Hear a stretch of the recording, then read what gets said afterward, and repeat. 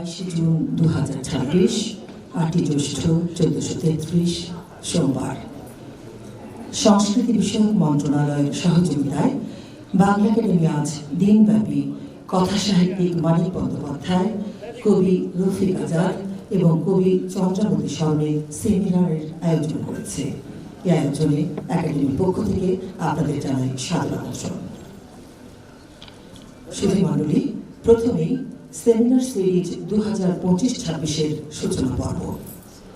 সূচনা পর্বের প্রধান অতিথি গণপ্রজাতন্ত্রী বাংলাদেশ সরকারের সংস্কৃতি বিষয়ক মন্ত্রণালয়ের মাননীয় সচিব জনাব কানিজ মোল্লা। স্বাগত বক্তা বাংলা একাডেমির মহাপরিচালক অধ্যাপক মোহাম্মদ আজম। সুপ্রিয় সুধী, মাননীয় প্রধান অতিথি এবং একাডেমির মহাপরিচালক মহোদয় রাষ্ট্রীয় গুরুত্বপূর্ণ কাজে ব্যস্ত থাকায় অনুষ্ঠানের এক পর্যায়ে এসে আমাদের সঙ্গে যোগ দেবেন। আমি এখন সূচনা পর্বে সূচনা বক্তৃতা প্রদান করবার জন্য বাংলা একাডেমির পরিচালক ও সচিবের অতিরিক্ত দায়িত্বে নিয়োজিত জনাব সমীর কুমার সরকারকে মঞ্চে এসে বক্তৃতা দেওয়ার জন্য বিনীত অনুরোধ করছি।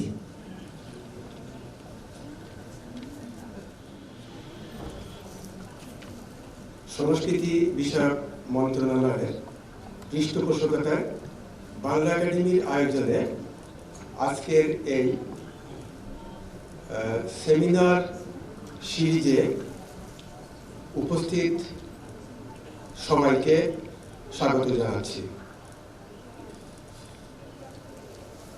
এই পর্বে প্রধান অতিথি হিসেবে উপস্থিত থাকার কথা ছিল সংস্কৃতি বিষয়ক মন্ত্রণালয়ের মাননীয় সচিব জনাব কানিজ মোল্লা মহোদয়ের, এবং আপনাদের স্বাগত জানানোর কথা ছিল বাংলা একাডেমির ডিজি প্রফেসর মোহাম্মদ আজম স্যারের। রাষ্ট্রীয় জরুরি কাজে ব্যস্ত থাকায় তারা অনুষ্ঠানে উপস্থিত হতে পারেননি। আশা করি মহাপরিচালক মহোদয় সেমিনার পর্বে আমাদের সঙ্গে যুক্ত হবেন। আমাদের মাঝে উপস্থিত সেমিনারের মূল পর্বের প্রবন্ধকার, আলোচক ও সভাপ্রধানগণ, উপস্থিত সুধীবৃন্দ, বিভিন্ন সংবাদ মাধ্যমের প্রতিনিধিবৃন্দ, বাংলা একাডেমির কর্মকর্তা কর্মচারীবৃন্দ এবং অনলাইনে আমাদের সঙ্গে যুক্ত সুধীবৃন্দ, আপনাদের সবাইকে আমি বাংলা একাডেমির পক্ষ থেকে স্বাগত জানাচ্ছি।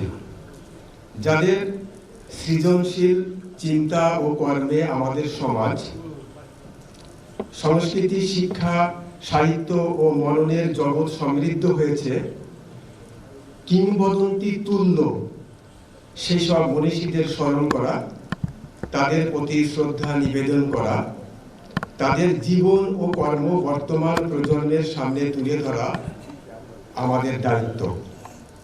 বাংলা একাডেমি দীর্ঘদিন ধরে এই কাজটি করে আসছে, তবে এবারের আয়োজনে একটি ভিন্ন মাত্রা যুক্ত হয়েছে। সংস্কৃতি বিষয়ক মন্ত্রণালয়ের পৃষ্ঠপোষকতায় বাংলা একাডেমি বিভিন্ন মনীষীর জীবন ও কর্মের নানা দিক নিয়ে দিনব্যাপী সেমিনার সিরিজ আয়োজন করেছে। আজকের আয়োজনে রয়েছে কথা সাহিত্যিক মানিক বন্দ্যোপাধ্যায়, কবি রফিক আজাদ এবং কবি চন্দ্রাবতী স্মরণে সেমিনার। আমি এই তিন মনীষীর প্রতি আমার গভীর শ্রদ্ধা নিবেদন করছি এবং তাদের আত্মার শান্তি কামনা করছি। আজকের প্রথম সেমিনারটি অনুষ্ঠিত হবে মানিক বন্দ্যোপাধ্যায়ের উপর। তিরিশোত্তর বাংলা কথা সাহিত্যে মানিক বন্দ্যোপাধ্যায় একটি অবিস্মরণীয় নাম। তার গল্প ও উপন্যাস স্বতন্ত্র এবং স্বকীয় বৈশিষ্ট্যে উজ্জ্বল। মানুষের মনের নিগূঢ় রহস্যলীলা, সমাজ ও অর্থনৈতিক বাস্তবতা নাগরিক জীবনকে কিভাবে নিয়ন্ত্রণ করে তার ব্যাখ্যা পাওয়া যায়। আজকের সেমিনারে উপস্থাপিত প্রবন্ধের বিষয় মানিক বন্দ্যোপাধ্যায়ের উপন্যাসে দাম্পত্য জীবনের রূপায়ণ। প্রবন্ধ উপস্থাপন করবেন ঢাকা বিশ্ববিদ্যালয়ের বাংলা বিভাগের শিক্ষক, লেখক ও গবেষক ডক্টর উপল তালুকদার। আলোচনা করবেন বাংলা একাডেমির ফেলো বিশিষ্ট কথা সাহিত্যিক জনাব ইমতিয়াজ শামীম। সভাপ্রধান প্রাবন্ধিক গবেষক অধ্যাপক বিশ্বদেব চৌধুরী। দ্বিতীয় সেমিনারটি অনুষ্ঠিত হবে কবি রফিক আজাদ স্মরণে। জীবদ্দশায় বাংলা একাডেমির সাথে কবি রফিক আজাদের সম্পর্ক ছিল অত্যন্ত নিবিড়। বীর মুক্তিযোদ্ধা, কবি ও সম্পাদক রফিক আজাদ দীর্ঘদিন বাংলা একাডেমিতে কর্মরত ছিলেন। বাংলা একাডেমির সৃজনশীল সাহিত্য পত্রিকা উত্তরাধিকারের নির্বাহী সম্পাদক হিসেবে তিনি বিশেষ খ্যাতি অর্জন করেছিলেন। কবি রফিক আজাদ বিষয়ে উপস্থাপিত প্রবন্ধের বিষয় রফিক আজাদের কবিতা চৈতন্যের কোলাজ। এ বিষয়ে প্রবন্ধ উপস্থাপন করবেন কবি ও সাহিত্য সমালোচক জনাব চঞ্চল আশরাফ। আলোচনা করবেন কবি হিজল জোবায়ের। সভাপ্রধান কবি শামশেদ তাবরেজি। আজকের তৃতীয় সেমিনারটি অনুষ্ঠিত হবে কবি চন্দ্রাবতী স্মরণে।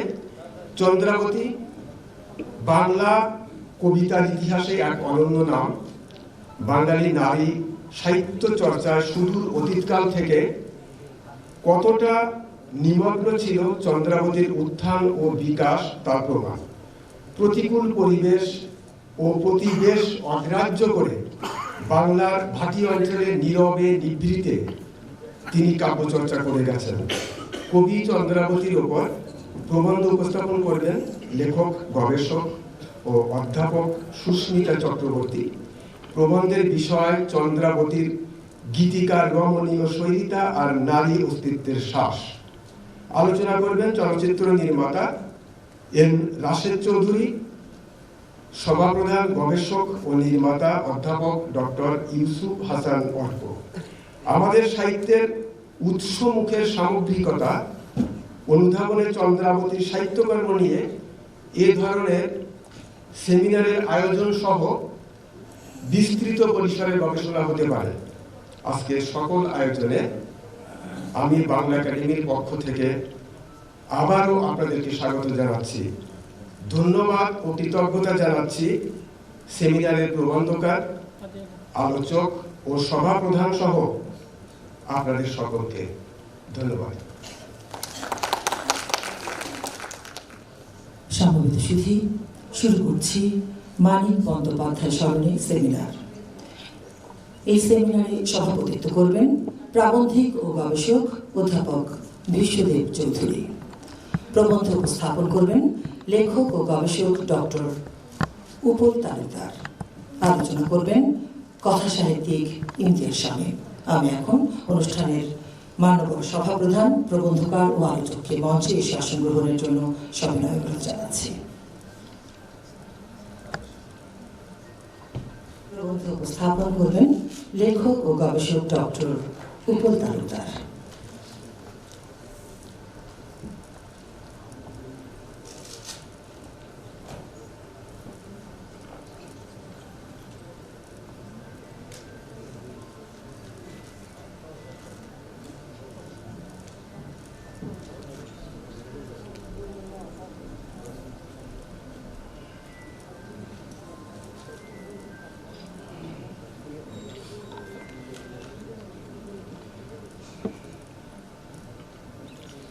শুভ অপরাহ্ন।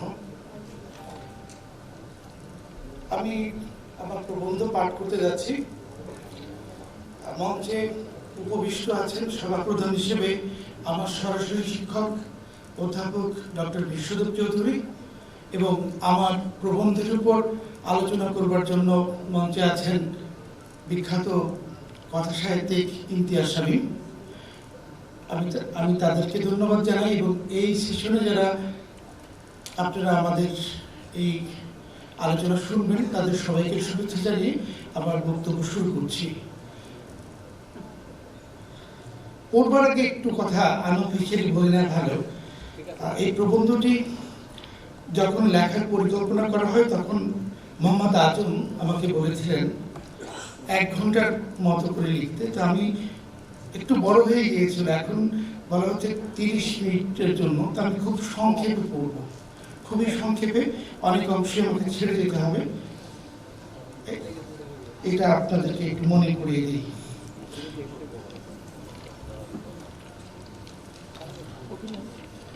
প্রবন্ধের শিরোনাম মানিক বন্দ্যোপাধ্যায়ের উপন্যাসে দাম্পত্য জীবনের রূপায়ণ। তো এই প্রবন্ধে আমি 12টি উপন্যাস আলোচনায় এনেছি মূল প্রবন্ধে, কিন্তু সবগুলো আমি পড়তে পারছি না।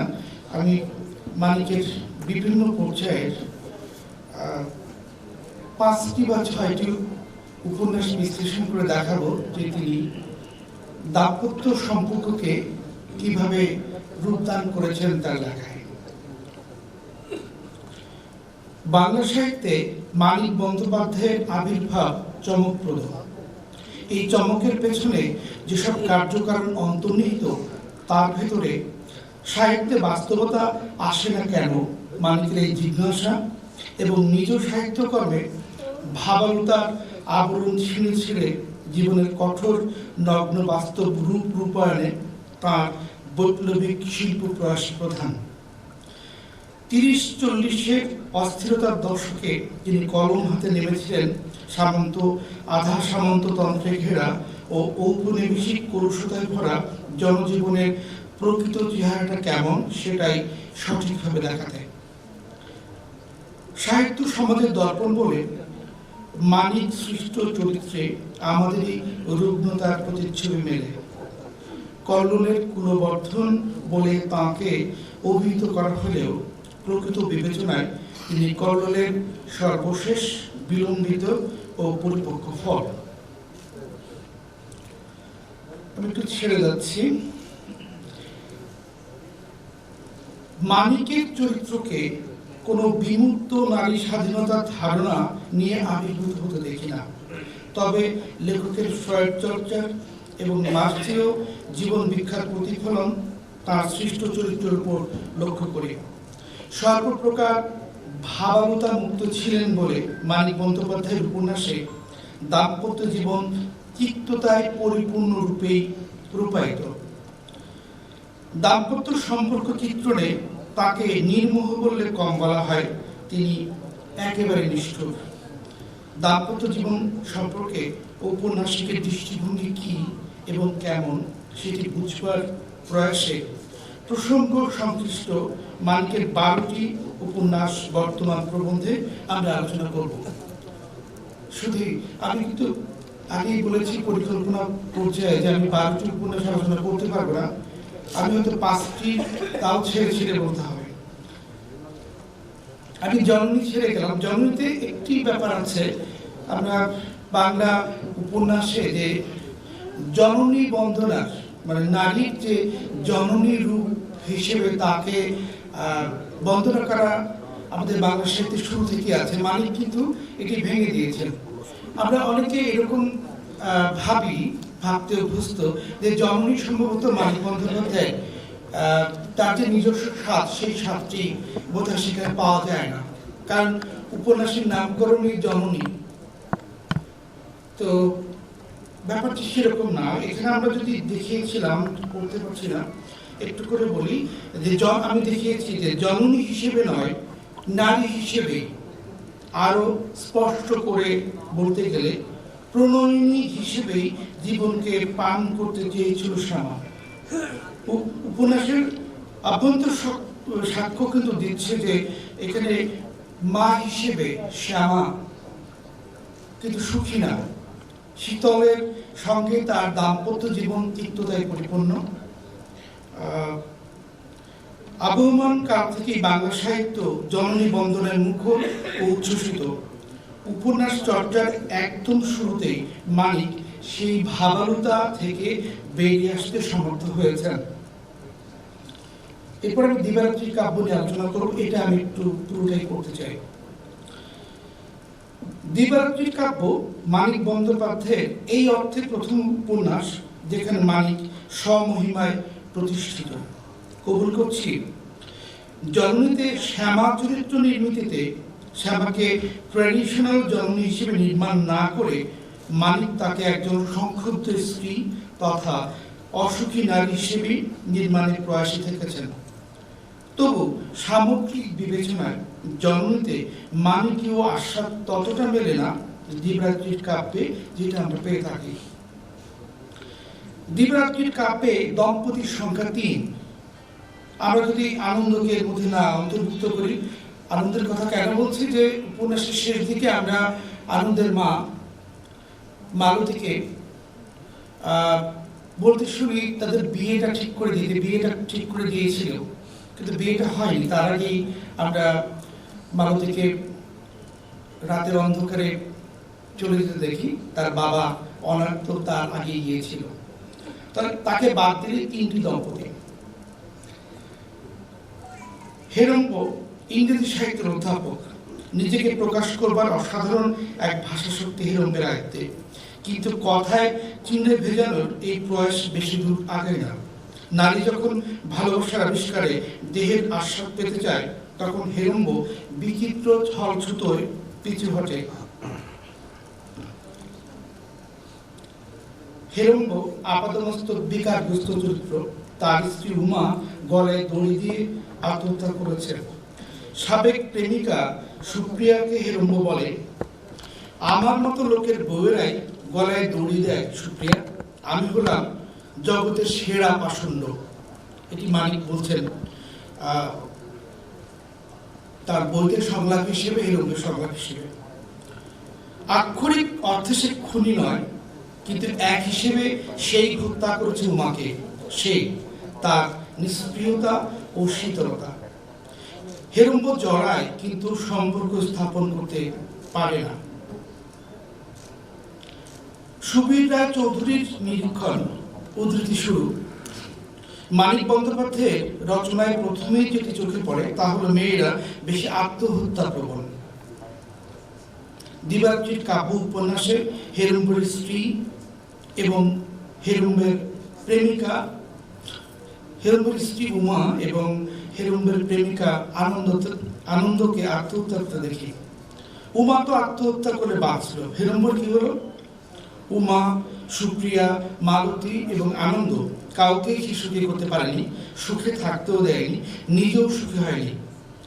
উপন্যাসের শেষে আগুনে আনন্দের আত্মাহুতি দেওয়ার পরে হতবিহ্বল যে হেরম্বকে পাঠক বেঁচে থাকতে দেখে, তাকে বাঁচা বলা যায় কিনা সন্দেহ আছে। অবশ্য কোনো কিছুতেই যার কিছু হয় না, সেই হেরম্ব সম্পর্কে সুনির্দিষ্ট করে কিছু বলাও কঠিন। অশোক সুপ্রিয়ার দাম্পত্য জীবনও অন্তঃশাসনতাগ্রস্ত। স্বামী অশোকের সঙ্গে নিরবচ্ছিন্নভাবে দিনযাপন করলেও সুপ্রিয়ার দেহ মন জুড়ে তার প্রেমিক হেরম্বের জন্য রতি ও আরতির আরাধনা। কিন্তু তার সেই আত্মস্বীকৃত জগতের সেরা পাষণ্ড প্রেমিক কি তাকে সুখী করেছে, নাকি কখনো সুখী করেছিল? প্রসঙ্গত সব হেরম্বের প্রতি সুপ্রিয়ার সেই বিখ্যাত উক্তি, আপনি মেয়ে মানুষের সর্বনাশ করেন, কিন্তু তাদের ভার ঘাড়ে নেবার সময় এলেই জানে নিয়ে। মৃগী রোগগ্রস্ত হওয়া ছাড়া সুপ্রিয়ার তাই গত্যন্তর থাকে না। দাম্পত্য জীবনে সে ঘোরতর অসুখী নারী। 5 বছর অশোকের সংসার করেও সে তার স্বামীকে ভালোবাসতে পারেনি, কারণ স্বামী তার কাছে সমস্যা ছিল না।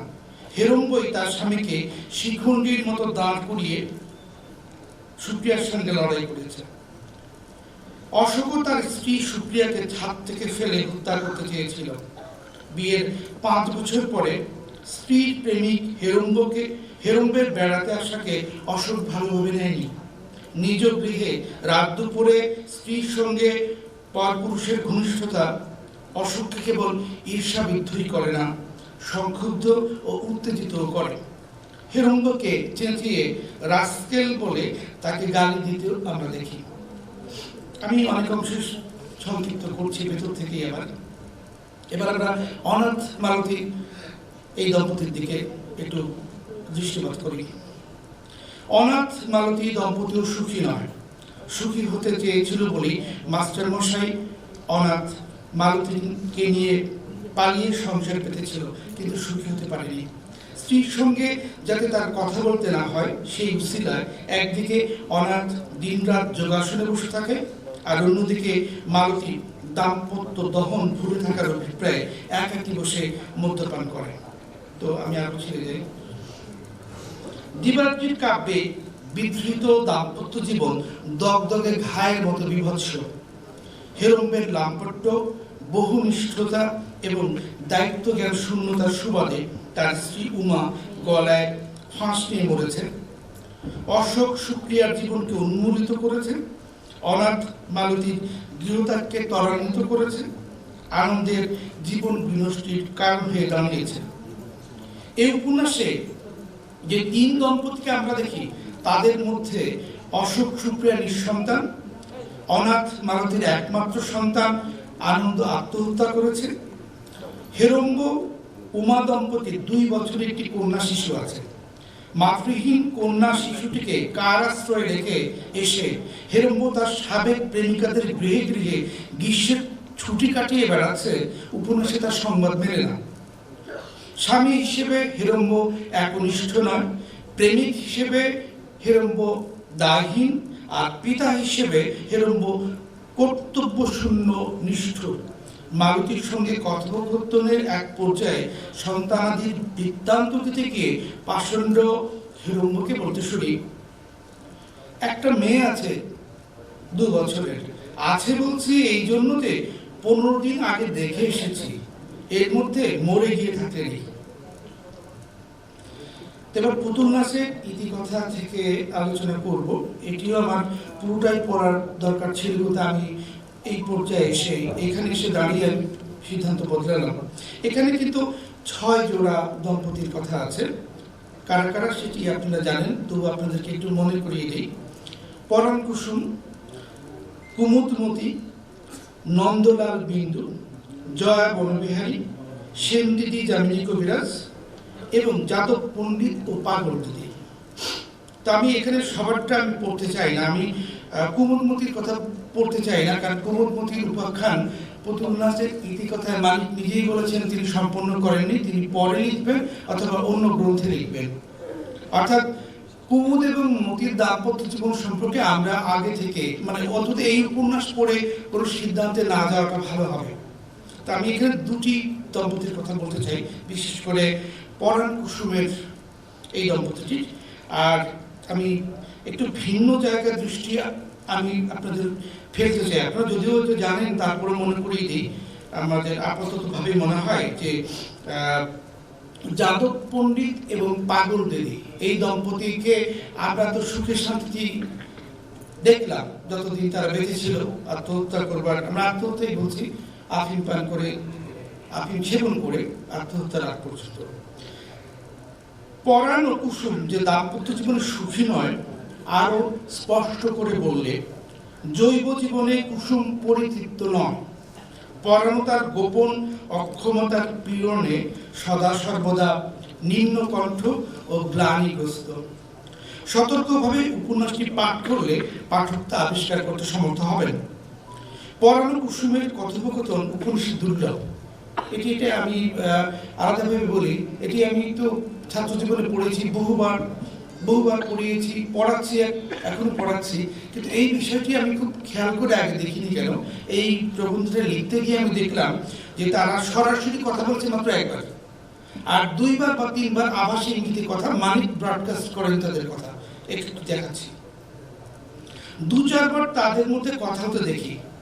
আমি 3বার পেয়েছি, 4বার আমি ধরে রাখলাম, কারণ আমি 3-4 বার খেয়াল করে পড়েও আমি 4 বার পাইনি, 3বার পেয়েছি। আমি এই জন্য একটি সতর্কভাবে, একটু বলা যায় কৌশলগত দিক থেকে 2-4 বার শব্দটি বললাম। 2-4 বার তাদের মধ্যে কথা হতে দেখি। এর ভিতরে কেবল 1বার সরাসরি সংলাপ, বাদবাকি ক্ষেত্রগুলোতে ঔপন্যাসিক তাদের বক্তব্যের সারস্যার কাহিনী বর্ণনের মধ্যে অন্তর্ভুক্ত করেছেন। পরাণ কুসুমের পরোক্ষ কথোপকথনের নমুনা আর যেটি সরাসরি কথোপকথন আমি এখানে দিয়েছি। আমার প্রবন্ধে যিনি আলোচনা করবেন এবং সভাপ্রধান তিনি দেখছেন, আপনাদের কাছেও আশা করি কপি থাকতে পারে। আমি এটি পড়ছিলাম সময় বাঁচানোর জন্য। কুসুম নিঃসন্তান বাজামে, লেখক থেকে বাজামে বলছেন, তার বন্ধ্যাত্ব চিকিৎসা শাস্ত্রীয় পরীক্ষা নিরীক্ষা দ্বারা নির্মিত নয়, লেখক কথিত মাত্র। মানিক বন্দ্যোপাধ্যায় কিন্তু তাই পুতুল নাচের ইতিকথায় মন্তব্যগুলো কিন্তু আরো অনেক উপন্যাসে, স্পেশালি আমি এর সঙ্গে যুক্ত করব চতুষ্কোণকে। তিনি ওই যে আমরা অলংকার হিসেবে বিরোধাভাস নামে এক ধরনের অলংকারের কথা বলে থাকি, তিনি ভাষায় বলছেন একটি অন্যদিকে ইঙ্গিত করছেন। মানিক কিন্তু এরকম করে কথা বলতে সিদ্ধহস্ত, এবং এই প্রবণতা পুতুল নাচের ইতিকথা এবং চতুষ্কোণে খুব বেশিভাবে পাওয়া যায়। তো মানিক বলছেন বাজাবে, কিন্তু আমি বললাম আমার কাছে দাবি তুলছি যে তার বন্ধ্যাত্ব তো চিকিৎসা শাস্ত্রীয় পরীক্ষা নিরীক্ষা দ্বারা নির্মিত নয়, লেখক কথিত মাত্র। অথচ শশী নিজে একজন ডাক্তার, কিন্তু এটি নিয়ে কোনো কেন কুসুমের সন্তান হয় না এটি নিয়ে কিন্তু আমাদের কাছে লেখকও আমাদের খোলাসা করেন না। তা আমরা অনেকটা বুঝে নিতে পারি। একটু আমি দেখছি এখান থেকে, পরাণ কুসুমের দাম্পত্য জীবন অসংলগ্ন, খাপ ছাড়া, অন্তঃসারশূন্য। তাদের দাম্পত্য সংকটের মূলে রয়েছে জৈব জীবনের অতৃপ্তি। এটি খুব ক্লিয়ার, আমরা যখন পড়ি, আবার যদি সতর্কভাবে পাঠ করি আমরা, এই ব্যাপারটা খুব স্পষ্ট হবে। স্বামী স্ত্রী প্রত্যাশিত জৈব সুখের ঘাটতি তাদের ভিতরে ছিল, যা গভীরে ও গোপনে থেকে তাদেরকে অসুখী করেছে। আমি আবার ছেড়ে যাচ্ছি। তো এখানে আমি সেনদিদি, জামিনা কবিরাজ নিয়ে বললাম না, যাদব পণ্ডিত এবং পাগল দিদি সম্পর্কে একটু বলতে চাই, কারণ আমাদের এখানে ধারণা করা হয় যে এই যে 6 জোড়া দম্পতি আমরা পুতুল নাচের কথা দেখি, তাদের মধ্যে 4 জোড়ার জীবন তো একেবারেই মূল। শুধু কুমুদ এবং মতিকে আমরা সুখী হিসেবে দেখতে পাচ্ছি, কিন্তু তাদের সুখ তো এই ঘটনা, তাদের যে বৃত্তান্ত এই উপন্যাসে শেষ হয়ে গেল না। আর রহস্যময় মনে হচ্ছে যে পাগল দিদি এবং যাদব পণ্ডিতের দাম্পত্য। এখানে আমি একটু পুনর্বার বিবেচনা করবার জন্য একটু অংশ যোগ করছি, এই জন্য করছি। বাকি বিন্দু নন্দলাল, জয়া বনবিহারী আমি পড়ব না। যাদব পণ্ডিত ও পাগল দিদির দাম্পত্য জীবন তাদের সামঞ্জস্যপূর্ণ বয়স এবং অভিন্ন মন মানসিকতার জন্য ততটা স্পষ্টভাবে পরিস্ফুট হয়নি। সাকুল্যে এটুকু বলা যায়, যাদব পণ্ডিত যার বর্ণায় কৃপণ ছিল, তার বাড়িঘরের বর্ণনা দিতে গিয়ে মানিক লেখেন, এত পুরাতন এত জীর্ণ বাড়ি এই অঞ্চলে নাই। বাড়ির খানিকটা অংশ ভাঙিয়া পড়িয়াছে, এককালে চারদিকে বোধহয় প্রাচীর ছিল, এখনো ছড়ানো পড়িয়া আছে শ্যাওলা ধরা কালো কালো ইট।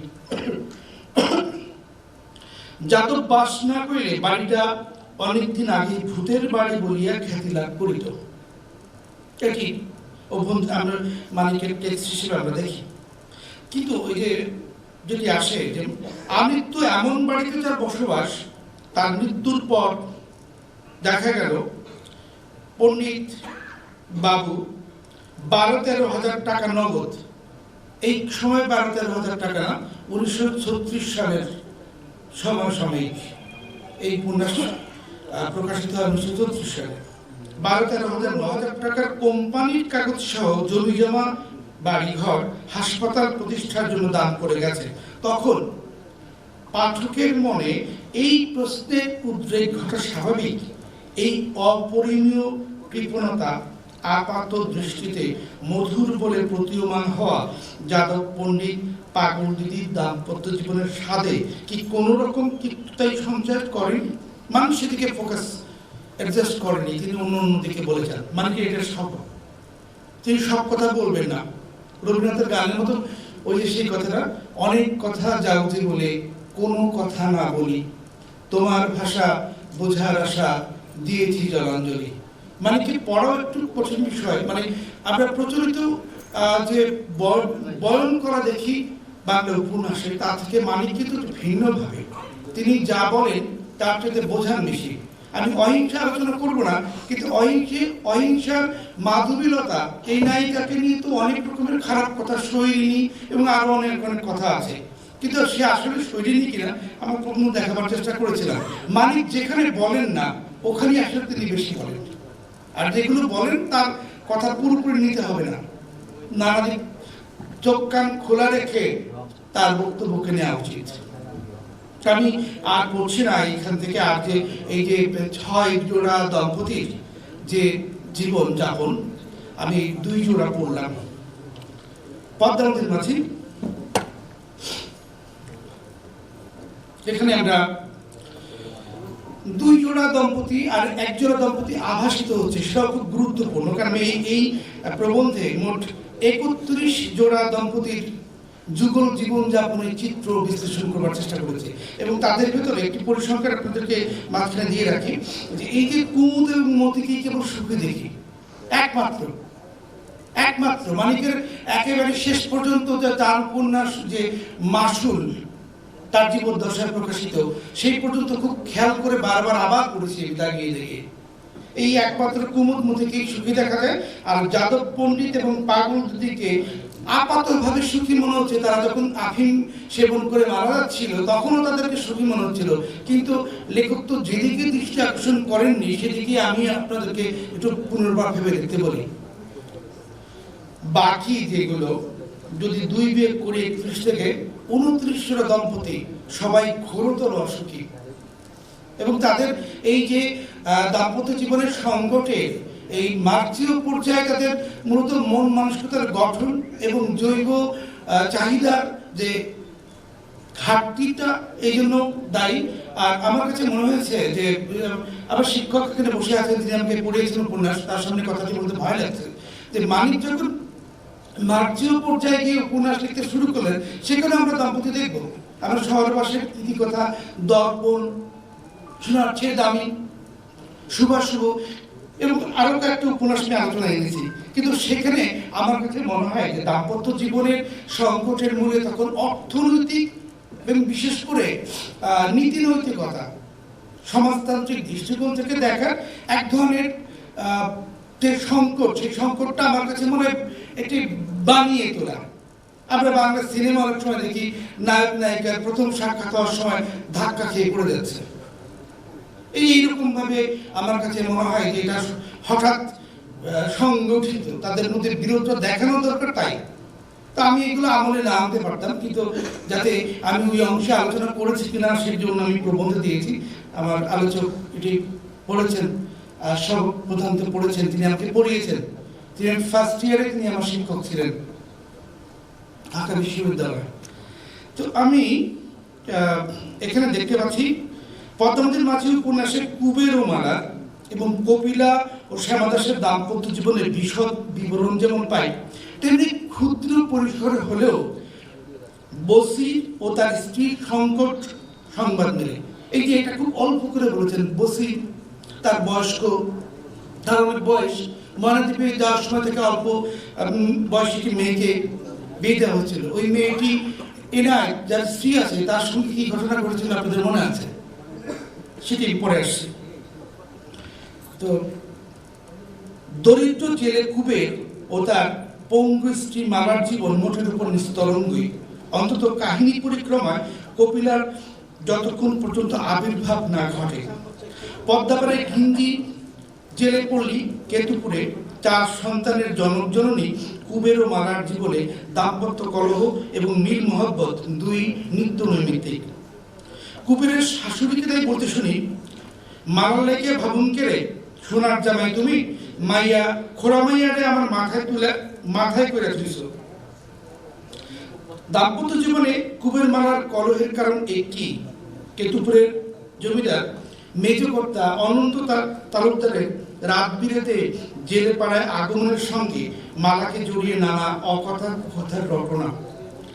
লোকনিন্দায় কুবের মাঝে মাঝে কুপিত হয়, মালাকেও বাঁকা করে কথা বলে। এসব দাম্পত্য কলহ মাঝে মাঝে মারপিটের গড়ায়। বন্যার পরে স্বামী পরিত্যক্তা কপিলা নিরাশ্রিত হওয়ার সুবাদে ভগ্নিপতির বাড়িতে আশ্রয় নেওয়ার পরে চঞ্চলা যৌবনবতী এই শালিকার জীবন উচ্ছ্বাস দেখে কুবেরের ভিতরে প্রেম এবং বিশেষ করে প্রবৃত্তি তাড়িত এক জীবন আকাঙ্ক্ষা ক্রমশ উদ্দাম হয়ে ওঠে।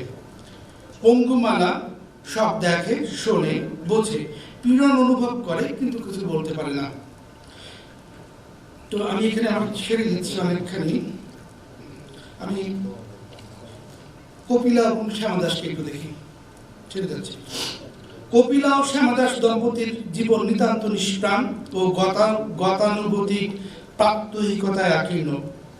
শ্যামাদাস পুরুষ শাসিত সমাজ ব্যবস্থার জলজান্ত এক মূর্ত স্মারক। স্বামীর সঙ্গে কলহ করে অভিমানবশত কপিলা বাপের বাড়ি চলে এসেছিল। স্ত্রীকে সাহায্য করার অভিপ্রায়ে শ্যামাদাস আরেকটি বিয়ে করে বসে। সতীনের সংসারে কপিলাকে পাঠিয়ে দেওয়া হয়েছিল বটে, কিন্তু শ্যামাদাস তার বাড়িতে তাকে আশ্রয় না দিয়ে তাড়িয়ে দেয়। দ্বিতীয় স্ত্রীর আকস্মিক মৃত্যু হলে পণ দিয়ে তৃতীয় বিবাহ না করে, আমরা পদ্মাবতীর মাটিতে দেখি যে কনে পক্ষকেই পণ দিতে হয় পাত্রপক্ষকে। কাজে শ্যামাদাস সচ্ছল হবার পরেও সে তৃতীয় বিয়ে হয়তো করতো, কিন্তু পণ দিতে হবে, এই জন্য না করে প্রথম স্ত্রী আমরা কপিলাকে আবার নিয়ে আসতে দেখি। তো আমরা দেখেছি যে কপিলা আসার পরে কুবেরের জীবন আচরণে, তার অনুভূতিতে, তার লিবিডোর অন্তর্নিহিত লিবিডোর জাগৃতি দেখলাম। এবং এরই আমরা এক পর্যায়ে কিন্তু কপিলা যখন স্বামী গৃহে চলে যায় তখন কুবের সেখানে গিয়েছিল আকুট টাকুট বাজারের কথা বলতে গিয়ে। তো ওখানে সেরকম আপ্যায়ন পাইনি। আপ্যায়ন আমি একটু ব্যঙ্গার্থে আপ্যায়ন বললাম। তো তখন কিন্তু খুবই ক্ষুব্ধ, গোসা করেছিল কুবের। স্থান কাল পাত্র পরিবেশ ভুলে কপিলার সঙ্গে যখন উচ্চস্বরে কলহ শুরু করে সকালবেলা, বললাম জল ছেড়ে গেছে, আমি এবার যাবো, কারণ তাকে পাট এবং ছাগলের ঘরে, পুরুষ প্রজাতির দুর্গন্ধযুক্ত একরকম ছাগল, সেই ছাগলের ঘরে তাকে থাকতে দিয়েছিল, 4 কোণায় 4 ঘর, সেখানে থাকতে দেয়নি। তখন খুব রাগ করেছিল কুবের।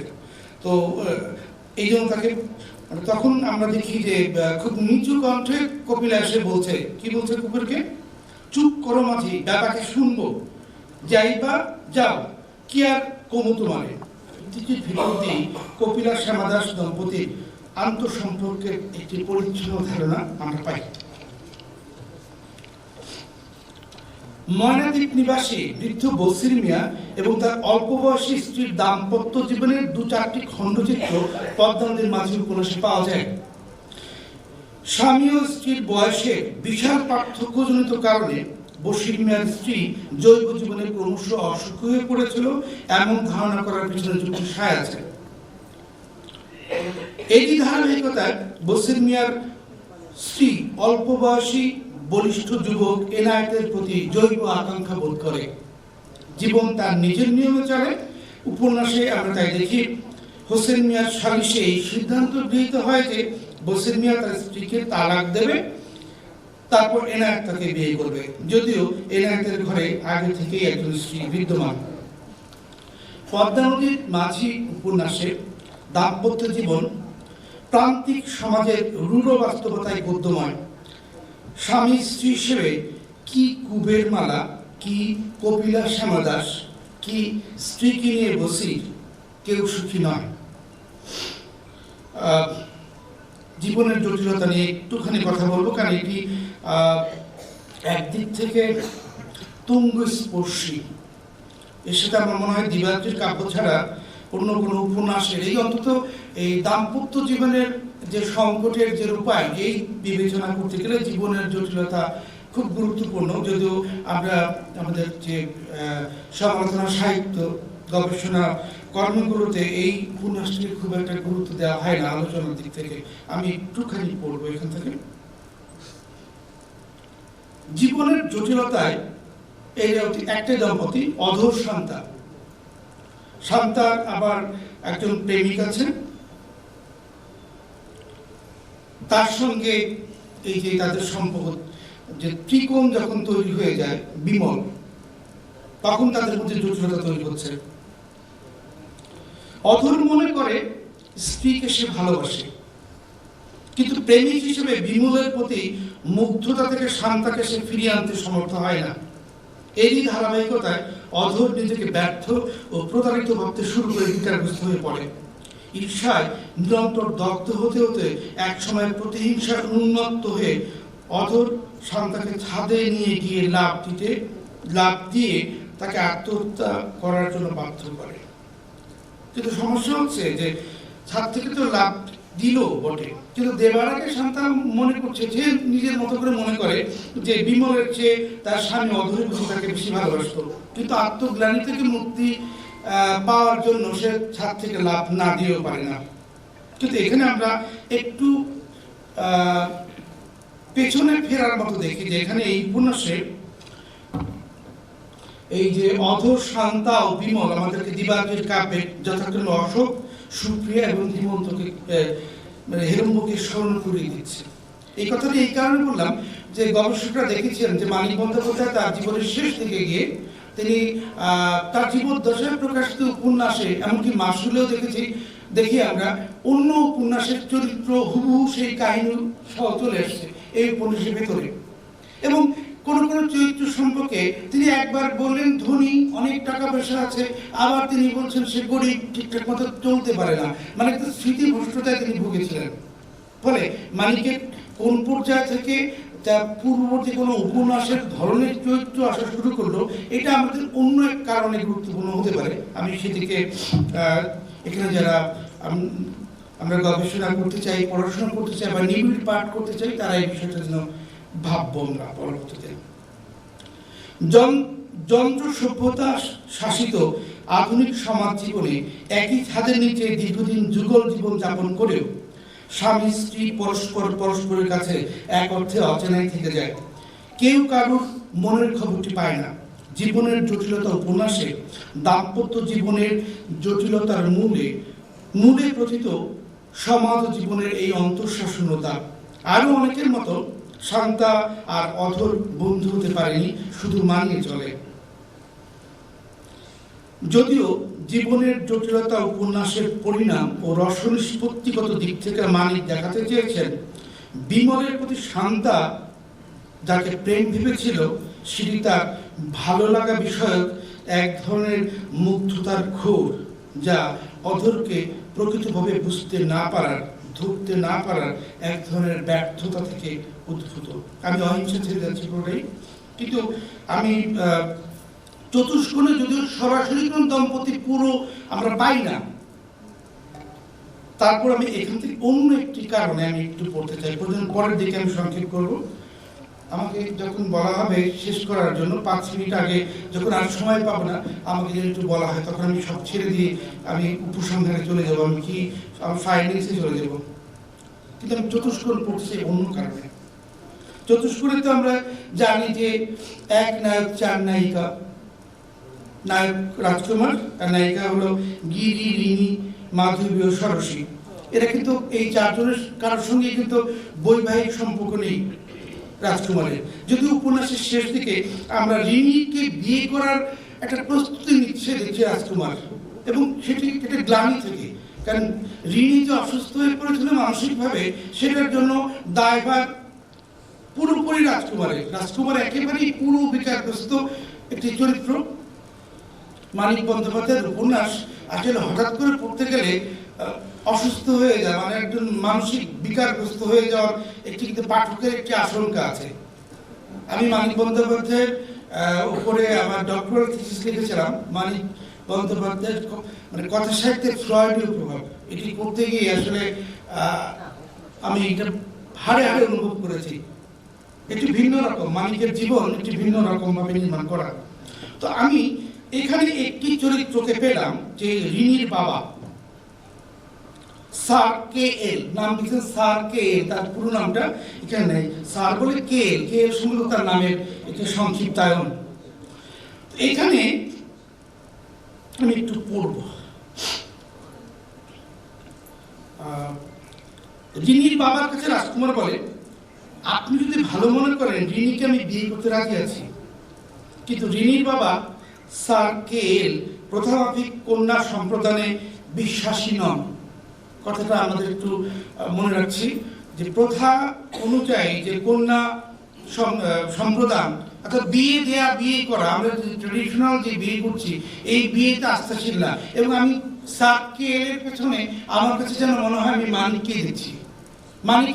মানিকের ভাবাদর্শ বাহিত চরিত্র মনে হচ্ছে স্যার কে একমাত্র এই চরিত্রটিকে, কাজেই আমি একটু দেখবো এখানে। প্রথামাফিক কন্যা সম্প্রদানে বিশ্বাসী নন বলে রাজকুমার সেই প্রস্তাব মেনেও নেন না, আবার খারিজ করেও দেন না। দাম্পত্য জীবন সম্পর্কে ঔপন্যাসিক দাম্পত্য সম্পর্ককে ঔপন্যাসিক যে রীতিমতো বন্ধন বলে বিবেচনা করেন, সেটি প্রকাশিত হয়ে পড়ে তাঁর আদর্শবাহী চরিত্র স্যার কে এর বক্তব্যে। তিনি বলেন, এই বাবা বলছে ওই কন্যার পানি প্রার্থী রাজকুমারকে, সেদিন বলিনি তোমাকে রিনিকে আমি তোমায় দিয়ে দিয়েছি, তোমাকে ছাড়া ওর এক মুহূর্ত চলবে না। আমার পাগল মেয়ের জন্য তুমি সব ত্যাগ করবে আর আমি নীতির হিসাব করতে বসবো? তোমাকে আমি বাঁধতে চাই না রাজু, আমি চাই যখন খুশি তোমার চলে যাওয়ার পথ খোলা থাকবে।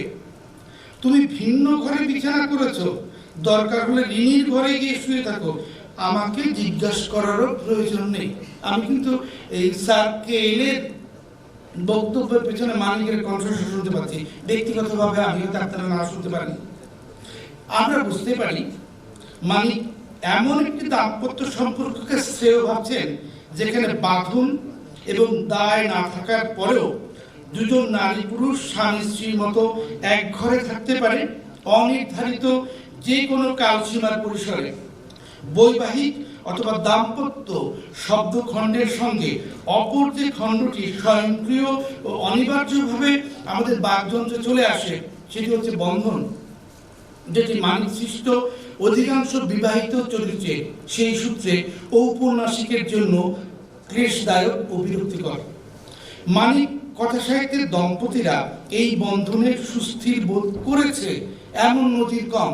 ওই যে সেই পুতুলনাথের ইতিকথায় কুমুদ এবং মতিকে দেখছিলাম, যেটি কাহিনী কিন্তু শেষ করেনি, আর কোথাও দেখা যায় না সেই অর্থে।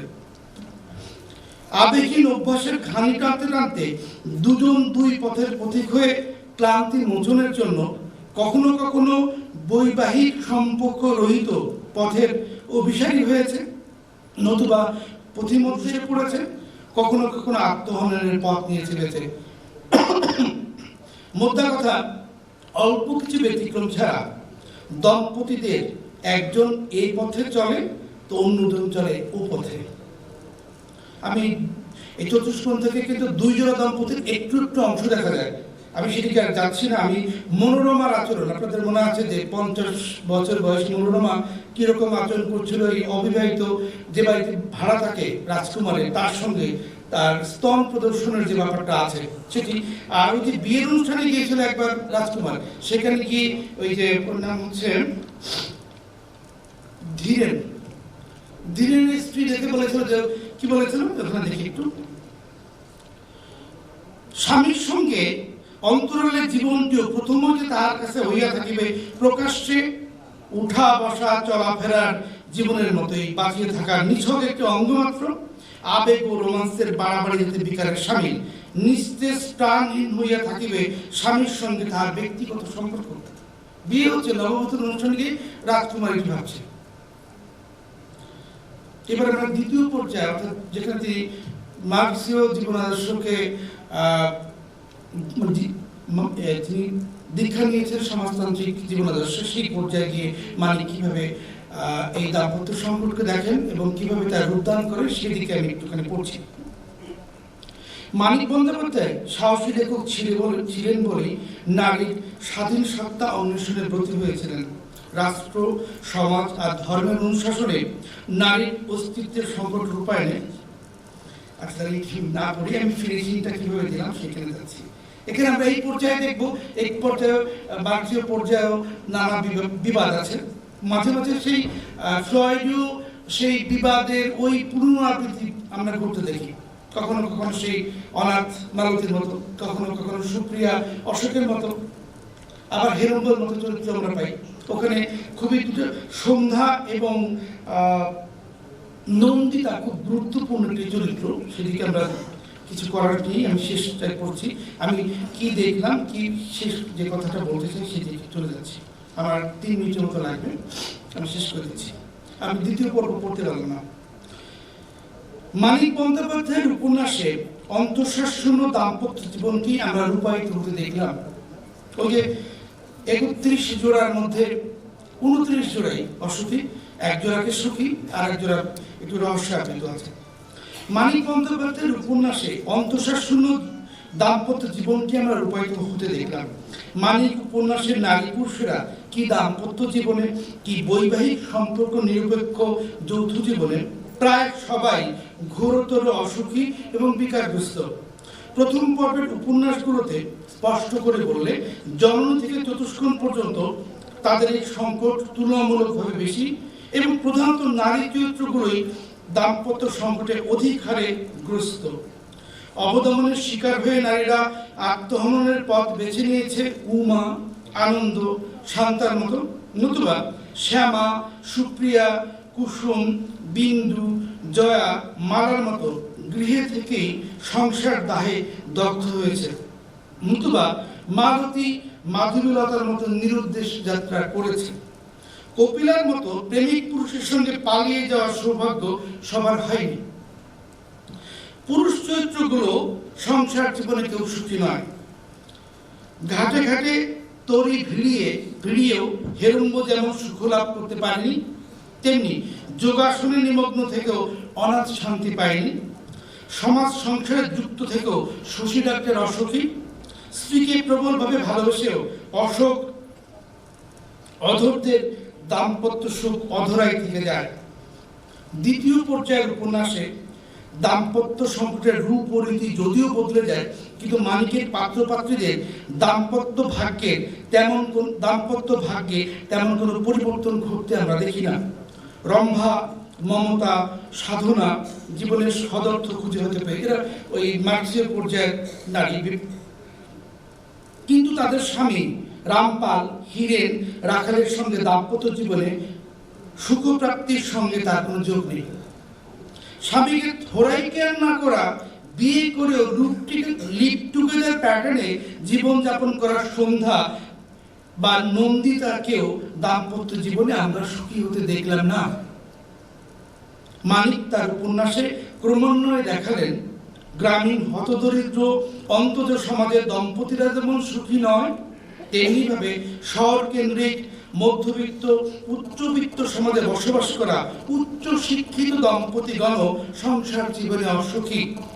এসব চিত্ররাশি নির্মিতির মধ্য দিয়ে মানিক বন্দ্যোপাধ্যায় হয়তো বলতে চাইলেন দাম্পত্য জীবনের সুখলাভ সোনার পাথর বাটির মতোই অবাস্তব, অলিক একটি ধারণা মাত্র। ধন্যবাদ আপনাদের সবাইকে এতক্ষণ ধৈর্য ধরে আমার এই বক্তব্য শোনার জন্য। প্রবন্ধ উপস্থাপন করলেন ডক্টর উপল তালুকদার।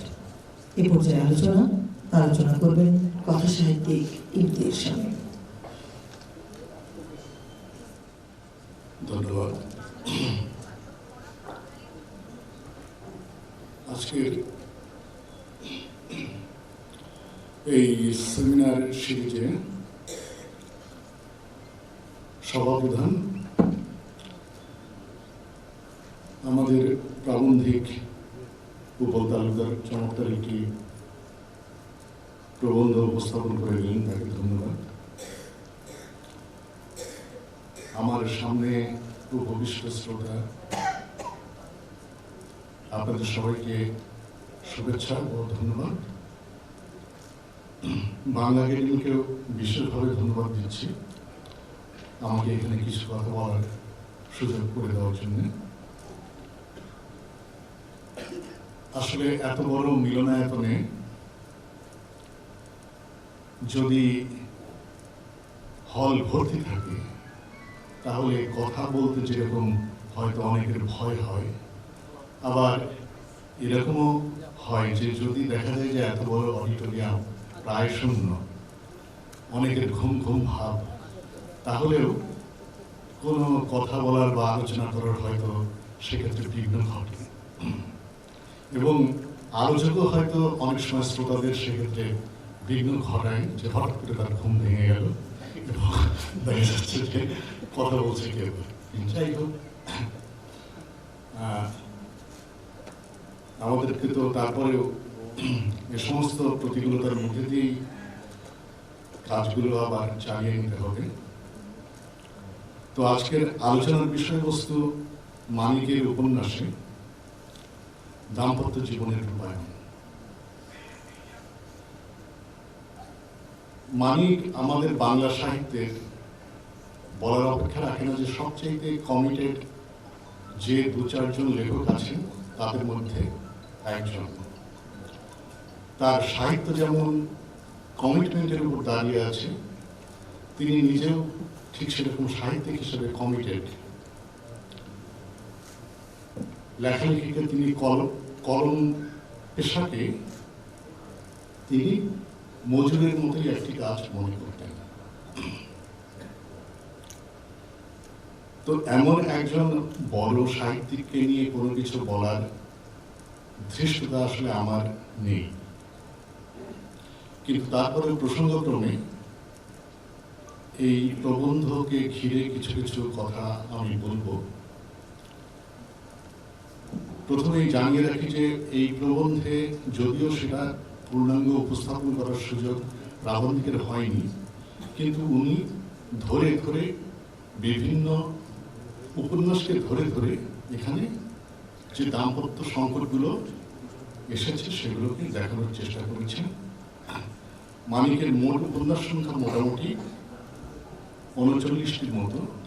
তো এত বৃহৎ কলে কলে তো আসলে এখানে প্রবন্ধ উপস্থাপনের সুযোগ নেই, কিন্তু উনি তারপরেও বেশ কয়েকটি উপন্যাসকে ঘিরে সেখানে কি কি কারা কারা দম্পতি আছেন, তাদের মধ্যে সংকট কি ইত্যাদি বিষয়গুলো উপস্থাপন করেছেন। একটি চমৎকার আলোচনা, বিশেষত সূত্রগুলো ধরানোর জন্য। কিন্তু তারপরেও বলতে হয় যে এটা আসলে প্রারম্ভিক হিসেবে বলে নেওয়া ভালো, কেননা এই আলোচনা যদি উনি যেগুলো করে গেলেন আসলে শেষ প্রসঙ্গে খুব একটা কিছু বলার নেই, সেক্ষেত্রে দেখা যাবে যে আসলে ওভারল্যাপ। আমি শুধু এটুকু বলবো যে এরকম মনে করলে কিন্তু ভুল হবে যে মানিক মনে করেছেন যে তিনি দাম্পত্য সংকটকে নিয়ে লিখবেন, তা নয়।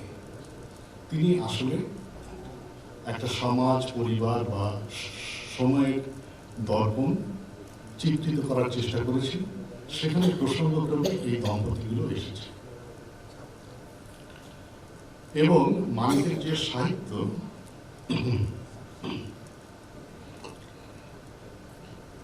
যেটা আমাদের প্রাবন্ধিক যে সময় প্রবন্ধ উপস্থাপন করলেন সে সময়ও বললেন যে এটা 2 পর্বে। এটা অনেক সমালোচক এরকম উপস্থাপন করেন যে উনি কমিউনিস্ট পার্টিতে যোগ দেওয়ার আগে একটা পর্ব, তারপরে কমিউনিস্ট পার্টিতে যোগ দেওয়ার পরে আরেকটা পর্ব।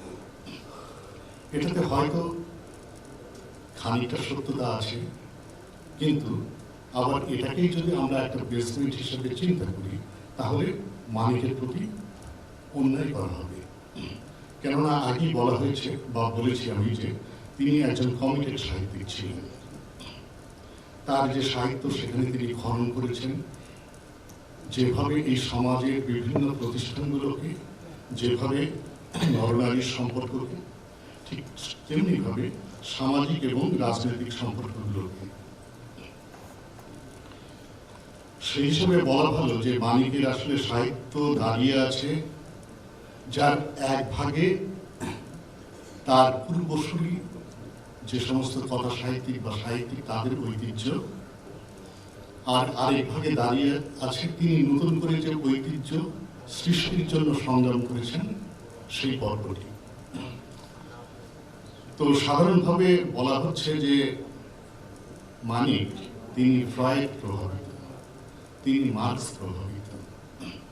এখন এই ফ্রয়েডীয় যে তত্ত্ব, সেই তত্ত্বে সাধারণভাবে যেটা মনে করা হয় যে মানুষ তার যে অবদমনের ভেতর যে তার যে চিত্রিত আর কি, যেটাকে অবচেতন থেকে উঠে আসা যে একটা অভিজ্ঞতা, তার পাশাপাশি হয়তো শৈশবের অভিজ্ঞতা, তার পাশাপাশি তার ভেতরের অন্তর্নিহিত যৌনতা, লিবিডো, যাই বলি না কেন, এ সমস্তকে ঘিরে একটা ধারণা। এবং এক্ষেত্রে মনের ক্ষেত্রে দেখা যাচ্ছে যে চিত্রিত হচ্ছে একদিকে যেরকম অবচেতনা, প্রাক চেতন পর্ব এবং চেতন পর্ব। তো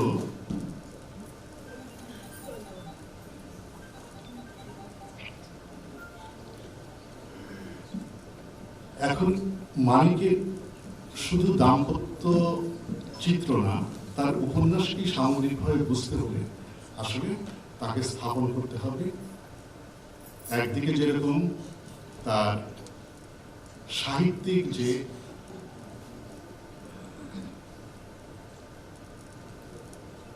ঐতিহ্য, যার প্রতিনিধি আমরা বলতে পারি রবীন্দ্রনাথ ঠাকুরকে, আবার অন্যদিকে বাংলার মজলিসি যে সাহিত্যের ধারা, যার প্রতিনিধিত্বকারী হিসেবে আমরা বলতে পারি শরৎচন্দ্র চট্টোপাধ্যায়কে, তাদের মধ্যে দাঁড় করিয়ে। তো সেখানে দেখা যাবে যে মানিক কিন্তু এই মজলিসি যে ধারা সেটাকে প্রত্যাখ্যান করেছেন। প্রত্যাখ্যান মানে তিনি সেই ধারার দিকে এগিয়ে যাননি, কিন্তু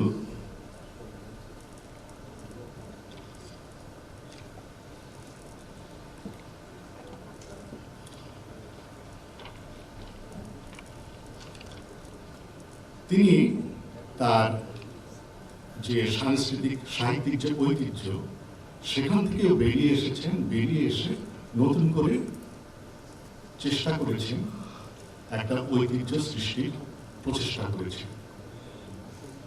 যে পর্বটাকে আসলে অনেকে মনে করছেন যে তিনি কমিউনিস্ট আদর্শের সাথে সম্পৃক্ত হওয়ার পরে তৈরি হয়েছে, কিন্তু পুরো ব্যাপারটা গুরুত্বপূর্ণ হয়ে উঠেছে এ কারণে যে মানিক আগে পরে কোনো সময় তিনি যে ফ্রয়েডীয় তত্ত্বে একসময় বিশ্বাস করেছিলেন তা থেকে পুরোপুরি মুক্ত আসলে তিনি কোনো সময় হতে পারেননি। এমনিতে সেই সময়টাকে যদি আমরা চিন্তা করি তাহলে কিন্তু দেখতে গেলে ফ্রয়েডীয় তত্ত্ব নির্ভর সাহিত্য সৃষ্টির একটা উৎকৃষ্ট সময় ছিল। আমরা ভারতবর্ষের দিকে যদি তাকিয়ে দেখি, বা আমাদের বিশেষত সেই সময়কার বাংলা সমাজ, এখানে নানাভাবে কিন্তু অবদমনের ক্ষেত্র গড়ে উঠেছিল। এখানে বর্ণপ্রথা ছিল, যেরকম বাল্য বিবাহ ছিল, আবার যারা সমাজের সবচেয়ে শক্তিশালী অংশ তাদের একবারে মৃত্যুমুখে যেও বিয়ে করার মতো রীতিনীতি তাদের কোনো এতে তাদের অসুবিধা হয়নি। তো যে ভদ্র শ্রেণী যাকে আমরা বলি ঔপনিবেশিক সেই বাংলায়, সেখানে তারা একদিকে দেখা যাচ্ছিল যে তারা ভিক্টোরীয় মূল্যবোধ থেকে ধার নিচ্ছেন, আবার অন্যদিকে দেখা যাচ্ছে যে তারা হিন্দু সম্প্রদায়ের রীতিনীতি থেকেও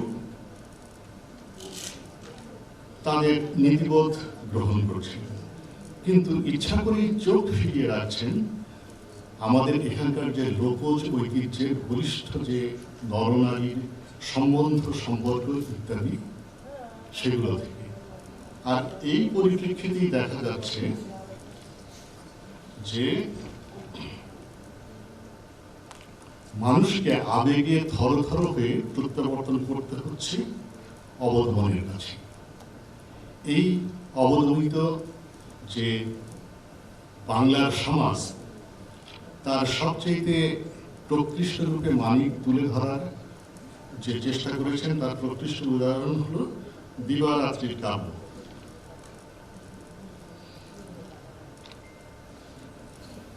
দিবারাত্র কাব্য সম্পর্কে এখানে মোটামুটি প্রাবন্ধিক একটা দীর্ঘ আলোচনা করেছেন, আমি আর সে প্রসঙ্গে না যাই। আমি যে বিষয়টি বলতে চাই সেটি হলো যে এই দাম্পত্য সংকট এটা সমসময়ের থেকে শুরু করে আমরা আসলে তুলনামূলকভাবে একটু আমাদেরকে দেখতে হবে যে পরেই আমরা যদি তাকাই জীবনানন্দ দাশের সাহিত্যের দিকে, তাহলে কিন্তু এর আরো বর্ধিত পরিবর্তিত একটি ক্ষেত্র খুঁজে পাই। বিশেষত জীবনানন্দ দাশের মাল্যবান এক্ষেত্রে একটি প্রকৃষ্ট উদাহরণ হতে পারে। মানে আমি বলতে চাইছি যে মানিককে আরো তার এই যে দাম্পত্য জীবনের যে রূপায়ণ, এটা আসলে প্রকৃষ্টভাবে আলোচনা করার জন্য আমাদের একটা প্রতিতুলনায় যাওয়ার প্রয়োজন আছে মনে হয়। তো সেক্ষেত্রে জীবনানন্দ দাশের বিভিন্ন কথা সাহিত্য একটি গুরুত্বপূর্ণ ভূমিকা রাখতে পারে। পাশাপাশি আমরা যদি নন্দীর 12 ঘর এক উঠোন বইটা, এটিও একটা প্রতিতুলনার একটা উদাহরণ হতে পারে। অনেক পরে হলেও একটা লেখা আছে হাসান আজিজুল হকের বৃত্তায়ন, এটিও একটি উদাহরণ হতে পারে। এমনকি শওকত আলীর পিঙ্গল আকাশ, এই উপন্যাসটিকে নিয়ে অবশ্য পরবর্তী সময়ে বলেছেন যে এটা আমার লেখা, এটা অস্বীকার করতে পারলে আমি বাঁচি। কিন্তু সেটাতেও 60-এর দশকে এই যে সংকটগুলো অর্থাৎ সমাজটাই এগুচ্ছে, আমি যে আদর্শেই বিশ্বাস করি না কেন, সেখানে উৎপাদন সম্পর্কের ভিত্তিতে বা নানান কার্যকারণের কারণে সমাজ একটা সংস্কৃতি একটা গতিতে সামনের দিকে যেতে পারে, এবং সেক্ষেত্রে বিভিন্ন এই ধরনের ঘটনাগুলো আসবে। সেটা আমার শ্রেণীতে না হোক, আমি যে শ্রেণীতে বিশ্বাস করি, আমি যে শ্রেণী চেতনায় বিশ্বাস করি, সেটাতে না ঘটুক, সেটা সমাজে বিদ্যমান থাকবে। তো সেই হিসেবে পিঙ্গল আকাশ আমার মনে হয় যে এই আলোচনায় একটা উদাহরণ হিসেবে আসতে পারে।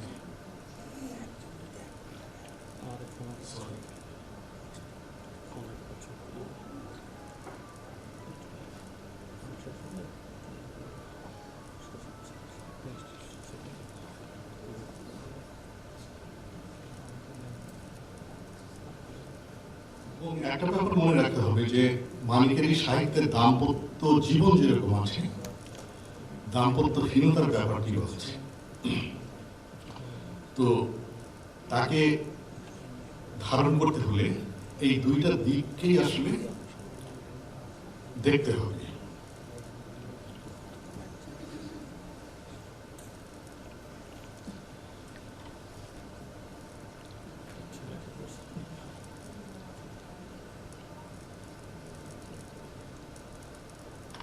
এই আলোচনায় আমি একটি বই দেখতে পাচ্ছি না, কিন্তু আমার কাছে মনে হয় যে সেটি এই আলোচনার জন্য হয়তো গুরুত্বপূর্ণ। তার আগে একটি ব্যাপার বলে নেই, সেটি হলো যে এই যে প্রচলিত একটা দুই ভাগে ভাগ করা হয়েছে, যে একদিকে তার কমিউনিস্ট পার্টিতে যোগ দেওয়ার আগের জীবন, আরেকদিকে পরের জীবন। তো সেই হিসেবে কি পরিবর্তন আসলে ঘটেছে, বা তিনি যে দাম্পত্য সম্পর্কগুলোকে অবলোকনের ক্ষেত্রে দুইটা পর্বে আসলে কোনো পার্থক্য ঘটেছে কিনা, সেক্ষেত্রে আমার কাছে মনে হয় যে সোনার যে দামি বইটি একটি উল্লেখযোগ্য উদাহরণ হতে পারে। এই বইটিতে আমরা দেখব যে সাধনা এবং রাখাল এই যে দম্পতি আছেন, তাদের মধ্যে যে নানা টানা পড়েন এবং শেষ মুহূর্তে তারা যে উপলব্ধিতে পৌঁছায়, সেটি হলো এই যে প্রাবন্ধিক নিজেও একটি উদ্ধৃতি দিয়েছেন তার লেখায়, সাধনা সাফ জানিয়ে দেয় আমাদের আগের জীবন আর ফিরে আসবে না। বাস্তব জগৎ যতটা পাল্টেছে, আর আমরা যে অবস্থা বা অভিজ্ঞতার ভিতর দিয়ে পার হয়ে এসেছি, তাতে অনেক কিছু অবাস্তব অসম্ভব হয়ে গেছে। স্বামী ভক্তি টক্তি অনেক কিছু, বন্ধুত্বের সম্পর্ক ছাড়া আমাদের আর কোন রকম সম্পর্ক সম্ভব নয়।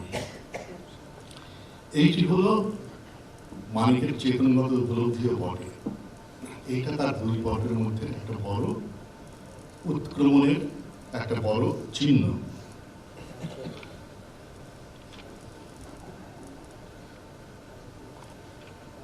আর যে বইটির কথা আমি বলছি যে আলোচনায় আসতে ভালো হতো, সেটি হচ্ছে হলুদ নদী সবুজ বন।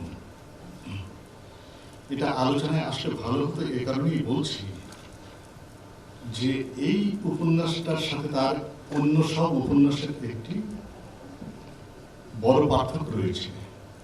সেটি হলো যে অন্য সব উপন্যাসগুলো যে সময় আমরা পাঠ করবো সে সময় দেখবো যে সেখানে হয়তো একটা চরিত্র আছে যেটাকে ঘিরে গোটা লেখাটা আবর্তিত হচ্ছে, কিন্তু হলুদ নদী সবুজ বনের ক্ষেত্রে দেখা যায় যে এটা এমন একটা উপন্যাস যেখানে অনেকগুলো চরিত্র, আবার অনেকগুলো কেন্দ্রবিন্দু সমস্ত একসাথে হয়তো যাত্রা করছে এবং একটি আরেকটির সাথে বারবার বিজড়িত হচ্ছে। আরো একটি কারণে এটা গুরুত্বপূর্ণ, সেটা হলো যে এইটার উপন্যাসের শেষ দিকে এসে যখন দেখা যায় যে পাগলা নদীর ভাঙনে সমস্ত কিছু ভেসে গেছে, তখন সেই পরিস্থিতিতে প্রকৃতি ও মানুষের সংগ্রামে যে শ্রেণী দ্বন্দ্বের জায়গাটা সেইটা মালিক দেখছেন যে উধাও হয়ে গেছে। অর্থাৎ আসলে এই পৃথিবীতে অনেক মুহূর্ত আসে, তার আগ পর্যন্ত হয়তো আমরা দেখবো যে সমাজের শ্রেণী বিভেদ আছে, সমাজের শ্রেণী দ্বন্দ্ব আছে, সেটা নিয়ে হয়তো একটা সংঘাতমুখর পরিস্থিতি আছে, কিন্তু তারপরেও এমন কোনো মুহূর্ত আসে যখন দেখা যাবে যে মানব সভ্যতাই বিপর্যয়ের মুখে। তো সে সময় কি আমি শ্রেণীকে ধরে রাখবো? আমার শ্রেণীবোধকে অক্ষুণ্ণ রাখলে তখন দেখা যাবে যে এই মানব সমাজই টিকছে না। তো এই উপন্যাসের মানিক সেরকম একটা পরিস্থিতি তৈরি করেছেন এবং দেখা যাচ্ছে যে একটি চরিত্র ঈশ্বর, সেই ঈশ্বরের জন্য দেখা যাচ্ছে যে তারই প্রতিদ্বন্দ্বী শ্রেণীর শাহ সাহেব তিনি নৌকা পাঠাচ্ছেন। তারপরে শাহ সাহেবের মেয়ে সে বলছে যে সকলের আগে নৌকা যেন যায় ঈশ্বরের বাড়ি। জমিদার প্রভাস নৌকা পাঠাচ্ছেন এই সমস্ত মানুষদের উদ্ধার করার জন্য। আর ঠিক একই মুহূর্তে আবার কথা হচ্ছে দুজন মানুষের মধ্যে, একজন ঈশ্বরের বউ আর লখার মা। তো লখার মাকে এক সময় ঈশ্বরের বউ কিন্তু তাড়িয়ে দিয়েছিল এই জন্যে যে তার কাছে মনে হয়েছিল যে এর সাথে ঈশ্বরের একটি সম্পর্কের নজির দেখা যাচ্ছে, উদাহরণ দেখা যাচ্ছে, এবং সে কারণে সে বিক্ষুব্ধ হয়ে লখার মাকে তাড়িয়ে দিয়েছিল। তো সেই লখার মাকে দেখা যাচ্ছে যে বলছে সে ঈশ্বরের বউকে, বড্ড নরম মানুষ তুই, নইলে এ দশা হয়। চালাটা পড়ে গিয়েছে উপায় কি, পায়ের নিচের মাটি তো সরে যায়নি, আয় সবাই মিলে ধরাধরি করে মানুষটিকে নৌকায় নামিয়ে আনি। মানুষের আশ্রয় মিলবেই, বন্যা হোক আর ভূমিকম্প হোক। তো মালিক দেখিয়েছেন যে এই উপন্যাসে দেখিয়েছেন যে মানুষের মধ্যে যে সম্পর্ক, সেটা শুধু প্রেমের সম্পর্ক নয়, সেটা সংঘর্ষের সম্পর্ক। তো সব মিলিয়ে আমার কাছে মনে হয় যে এই আলোচনায় এটা একটা গুরুত্বপূর্ণ উপন্যাস হতে পারে। আমি খুব বেশি আর কথা বাড়াবো না, আমি আমার এই আলোচনার প্রসঙ্গটা শেষ করব একটি উদাহরণ মাত্র দিয়ে। সেটা অবশ্য উপন্যাসের নয়। আপনারা জানেন যে মানিক আসলে লিখতেন না, হঠাৎ করে বন্ধুদের সাথে বাজি ধরে তিনি একটি গল্প লেখেন এবং তাদের সাথে বাজিটা ছিল এরকম যে গল্পটা পাঠালে ছাপা হবেই, এবং তাই হয়। মানিক গল্পটি লিখেন, লিখে বিচিত্রা পত্রিকাতে পাঠান, তখনকার বিচিত্রা, এবং দেখা যায় মানিকের তখন বয়স মাত্র 20, গল্পটি ছাপা হয়েছে। সেই গল্পটির নাম অতসী মামি। তো যদিও গল্প, উপন্যাস নয়, তারপরেও আমি আলোচনা করছি এ কারণে যে আমার কাছে মনে হয়েছে যে মানিক নিজে যে অবস্থানে ছিলেন সেটা আসলে এই গল্পটি প্রতিফলিত হয়েছে। মানে দাম্পত্য জীবনকে উনি আসলে কিসে বিশ্বাসী সেইটা। তো গল্পটা মোটামুটি আপনাদের অনেকেরই জানা আছে যে খুবই দারিদ্রপীড়িত মানুষ, যতীন বাঁশি বাজায়, আর তার স্ত্রী হলো অতসী। তো বাঁশি বাজানো এবং বা বাঁশি কেনা ইত্যাদি সূত্রে যার সাথে তাদের সম্পর্ক তৈরি হয় তারা তাদের ভাগ্যে হয়ে যায়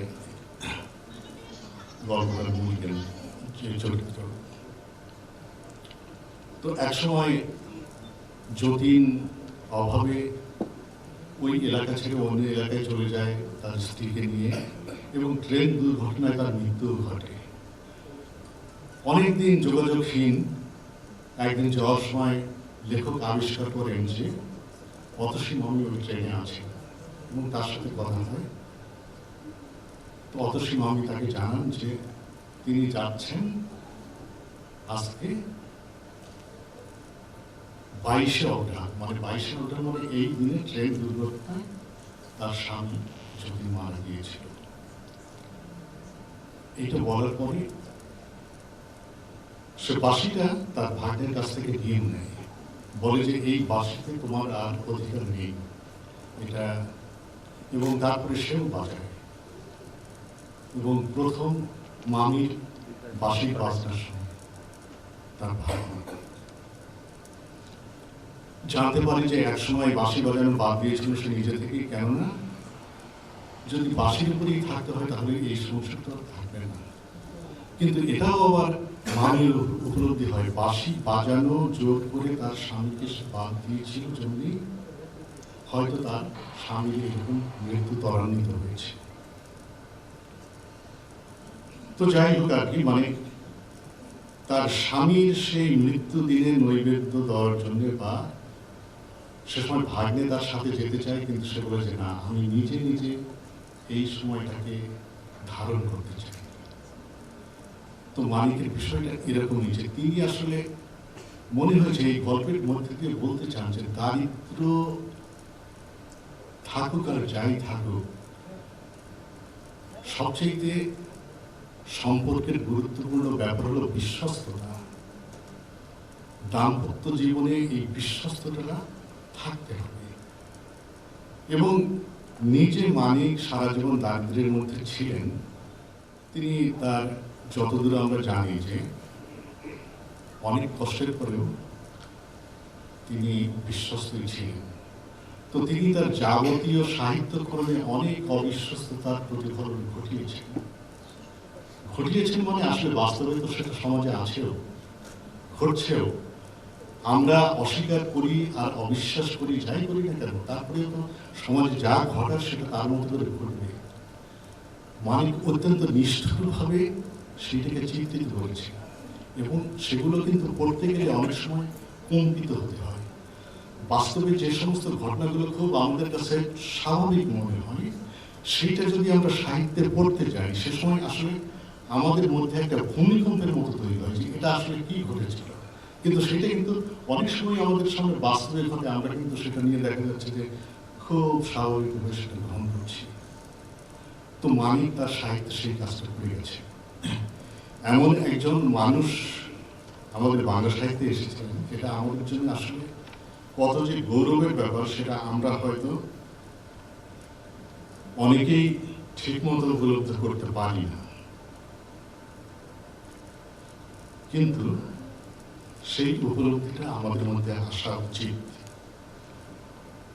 আমি আর আমার কথা বাড়াবো না, তার একটি উদ্ধৃতি বলেই আমার এই কথা শেষ করব। মানিক লিখেছিলেন বা বলেছিলেন, প্রথম বয়সে লেখা আরম্ভ করি দুটি স্পষ্ট তাগিদে, একদিকে চেনা চাষি মাঝি কুলি মজুরদের কাহিনী রচনা করার, অন্যদিকে নিজের অসংখ্য বিকারের মোহে মূর্ছাহত সমাজকে নিজের স্বরূপ চিনিয়ে দিয়ে সচেতন করার, মিথ্যার শূন্যকে মনোরম করে উপভোগ করার নেশায় মরমর এই সমাজের করতালি গভীরভাবে মনকে নাড়া দিয়েছিল।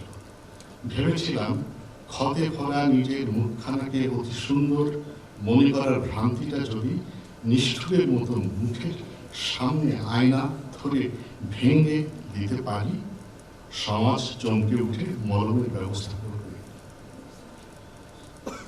বাস্তবতেই মানিক সেটা পেরেছিলেন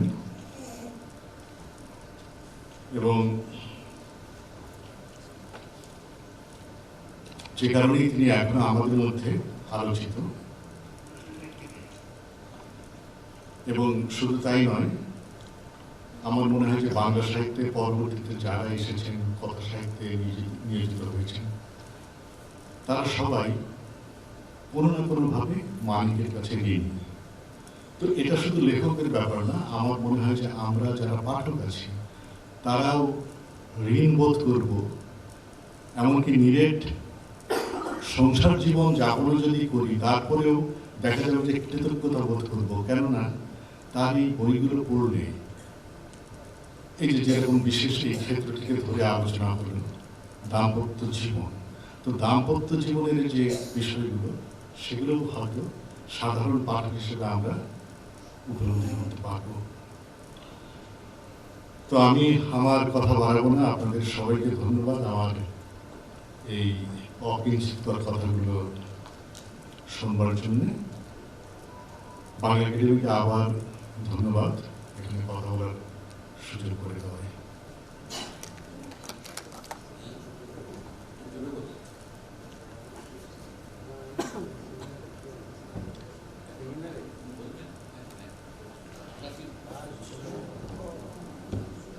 সম্মানিত উপস্থিতি, আমাদের মাঝে এসে উপস্থিত হয়েছেন সূচনা পর্বের প্রধান অতিথি, গণপ্রজাতন্ত্রী বাংলাদেশ সরকারের সংস্কৃতি বিষয়ক মন্ত্রণালয়ের মাননীয় সচিব জনাব কানিজ মাওলা। আমি এখন মাননীয় প্রধান অতিথিকে মঞ্চে এসে শুভেচ্ছা বক্তব্য প্রদানের জন্য বিনীত অনুরোধ করছি।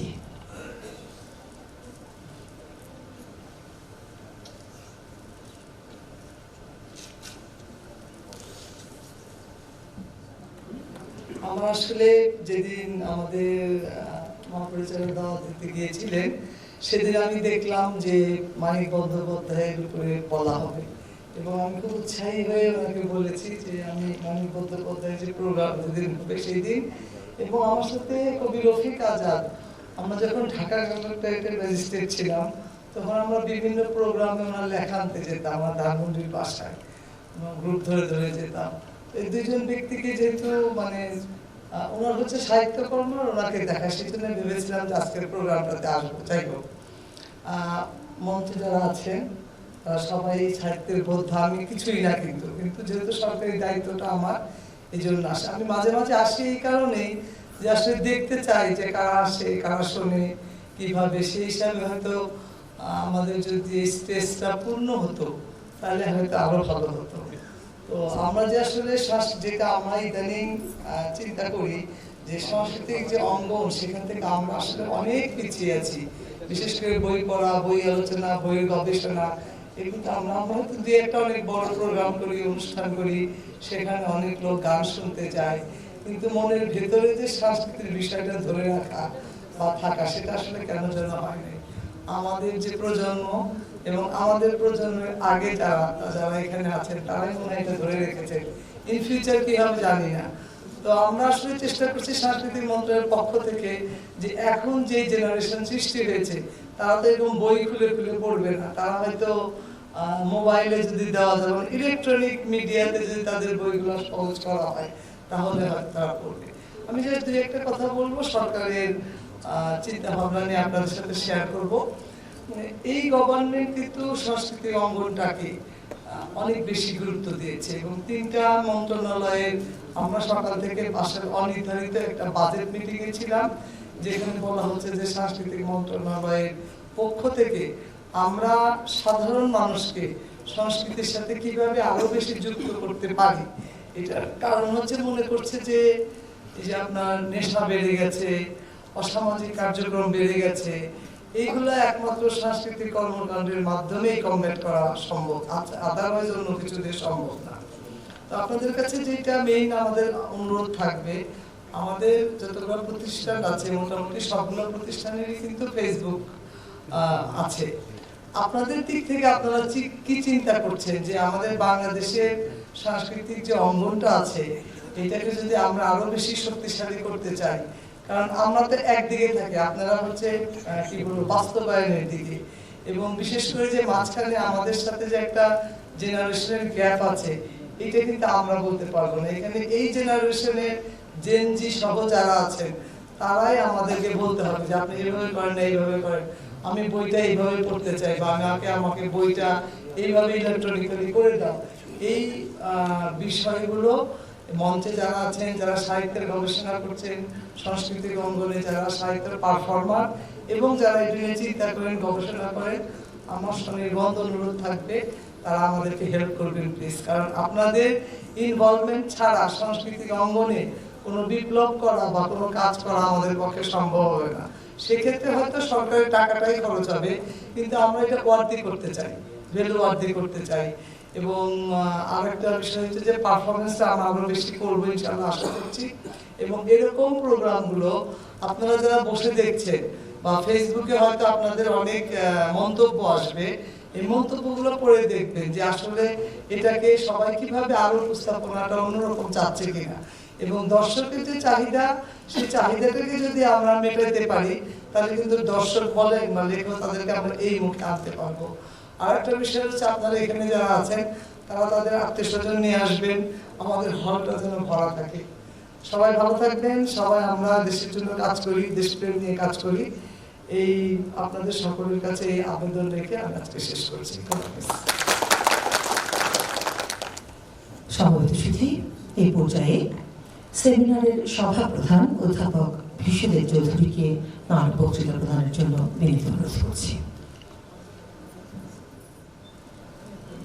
আজকের এই অনুষ্ঠানের প্রধান অতিথি, এই অধিবেশনের প্রাবন্ধিক,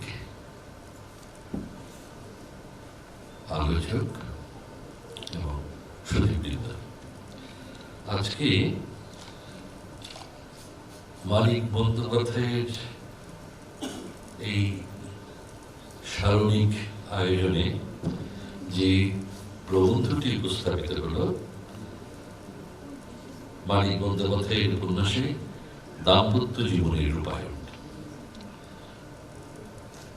ডক্টর উপুল তালুকদার খুব, আমি বলবো, গুছিয়ে এটি পাঠ করার কথা ছিল, কিন্তু কিছু পাঠ করেছেন, কিছুটা মুখে বলে একটা নির্দিষ্ট সময়ের মধ্যে তিনি তার বক্তব্য উপস্থাপন করেছেন। প্রীতিভাজনী প্রবন্ধীকে আমি অভিনন্দন জানাই যে মানিক বন্দ্যোপাধ্যায়ের উপন্যাসের যে একটা বিশাল পরিসর, এই পরিসর থেকে একটি বিশেষ প্রসঙ্গকে তিনি আমাদের সামনে তুলে ধরেছেন। এর সমস্যা, সংকট, চরিত্রের যে রূপ এবং কিছুটা রূপায়ণগত বৈশিষ্ট্য, সেগুলি উপস্থাপন করেছেন। আমি সংক্ষেপে তার প্রসঙ্গে, তার আলোচনা প্রসঙ্গে কিছু কথা বলবো। তবে আমি বিশেষভাবে ধন্যবাদ জানাই কথাশিল্পী ইমতিয়াজ শামীমকে। তিনি খুব মৃদু কণ্ঠে অনেক গভীর কথা বলেছেন, ঠিক সমালোচনা প্রবণ ভঙ্গিতে বলেননি, কিন্তু অনেক সমালোচনা তার আলোচনায় রয়েছে। আমি খুব খুশি হয়েছিলাম জেনে যে তিনি আজকে এই আলোচনায় অংশ নেবেন। আমি যেটুকু জানি, মানিক বন্দ্যোপাধ্যায় শুরু থেকে শেষ পর্যন্ত যারা পড়েছেন তাদের সংখ্যা খুব বেশি নয়। ইমতিয়াজ শামীম তাদের একজন। এখানে বসেই মনে পড়ছিল 2008 সনে মানিক বন্দ্যোপাধ্যায়ের শতবার্ষিক যে উদযাপন, সেখানে আমি এবং আমার এক বন্ধু আমরা দুজন মিলে একটি স্মারক গ্রন্থ সম্পাদনা করেছিলাম। সেখানে সেরা লেখাটি ওই সংকলনে লিখেছিলেন ইমতিয়াজ শামীম। তাকে সামনাসামনি এই কথা কোনোদিন বলতে পারিনি। আজকে এই সুযোগে এই প্রিয় কথাশিল্পী এবং সমালোচককে আমি বললাম। উপুল তালুকদারের এই যে প্রবন্ধ, আমরা বুঝতে পারছি যে এই প্রবন্ধে যে জিনিসটি এসছে, যে একটি বিষয়কে তিনি ফোকাস করেছেন। মানিক বন্দ্যোপাধ্যায় দাম্পত্য সম্পর্কের যে জটিলতা, সংকট, এটি তার উপন্যাসের প্রধান বিষয় নয়। এই কথাটা ইমতিয়াজ শামীম বলেছেন। তিনি জীবনের নানা অনুষঙ্গে দাম্পত্য জীবনকে নিয়ে এসছেন। দাম্পত্য জীবনের বাইরের জগৎও আছে, পেশা জীবন আছে, আর জীবনের তো বহু প্রকাশ। জীবন শিল্পী যারা, তারা জীবনের এই বহু প্রকাশক্ষম জীবনকেই তারা কিন্তু তাদের উপন্যাসে শিল্পিত করেন। মানিক বন্দ্যোপাধ্যায় সেই জীবন শিল্পী। এখন প্রশ্ন হলো যে এই যে উপন্যাসে যে দাম্পত্য জীবনের রূপায়ণ ঘটল, আমরা দেখলাম যে এই দাম্পত্য জীবন সংকটাপূর্ণ। এই দাম্পত্য জীবনের মধ্যে অসঙ্গতি আছে, এই দাম্পত্য জীবনের মধ্যে জটিলতা আছে।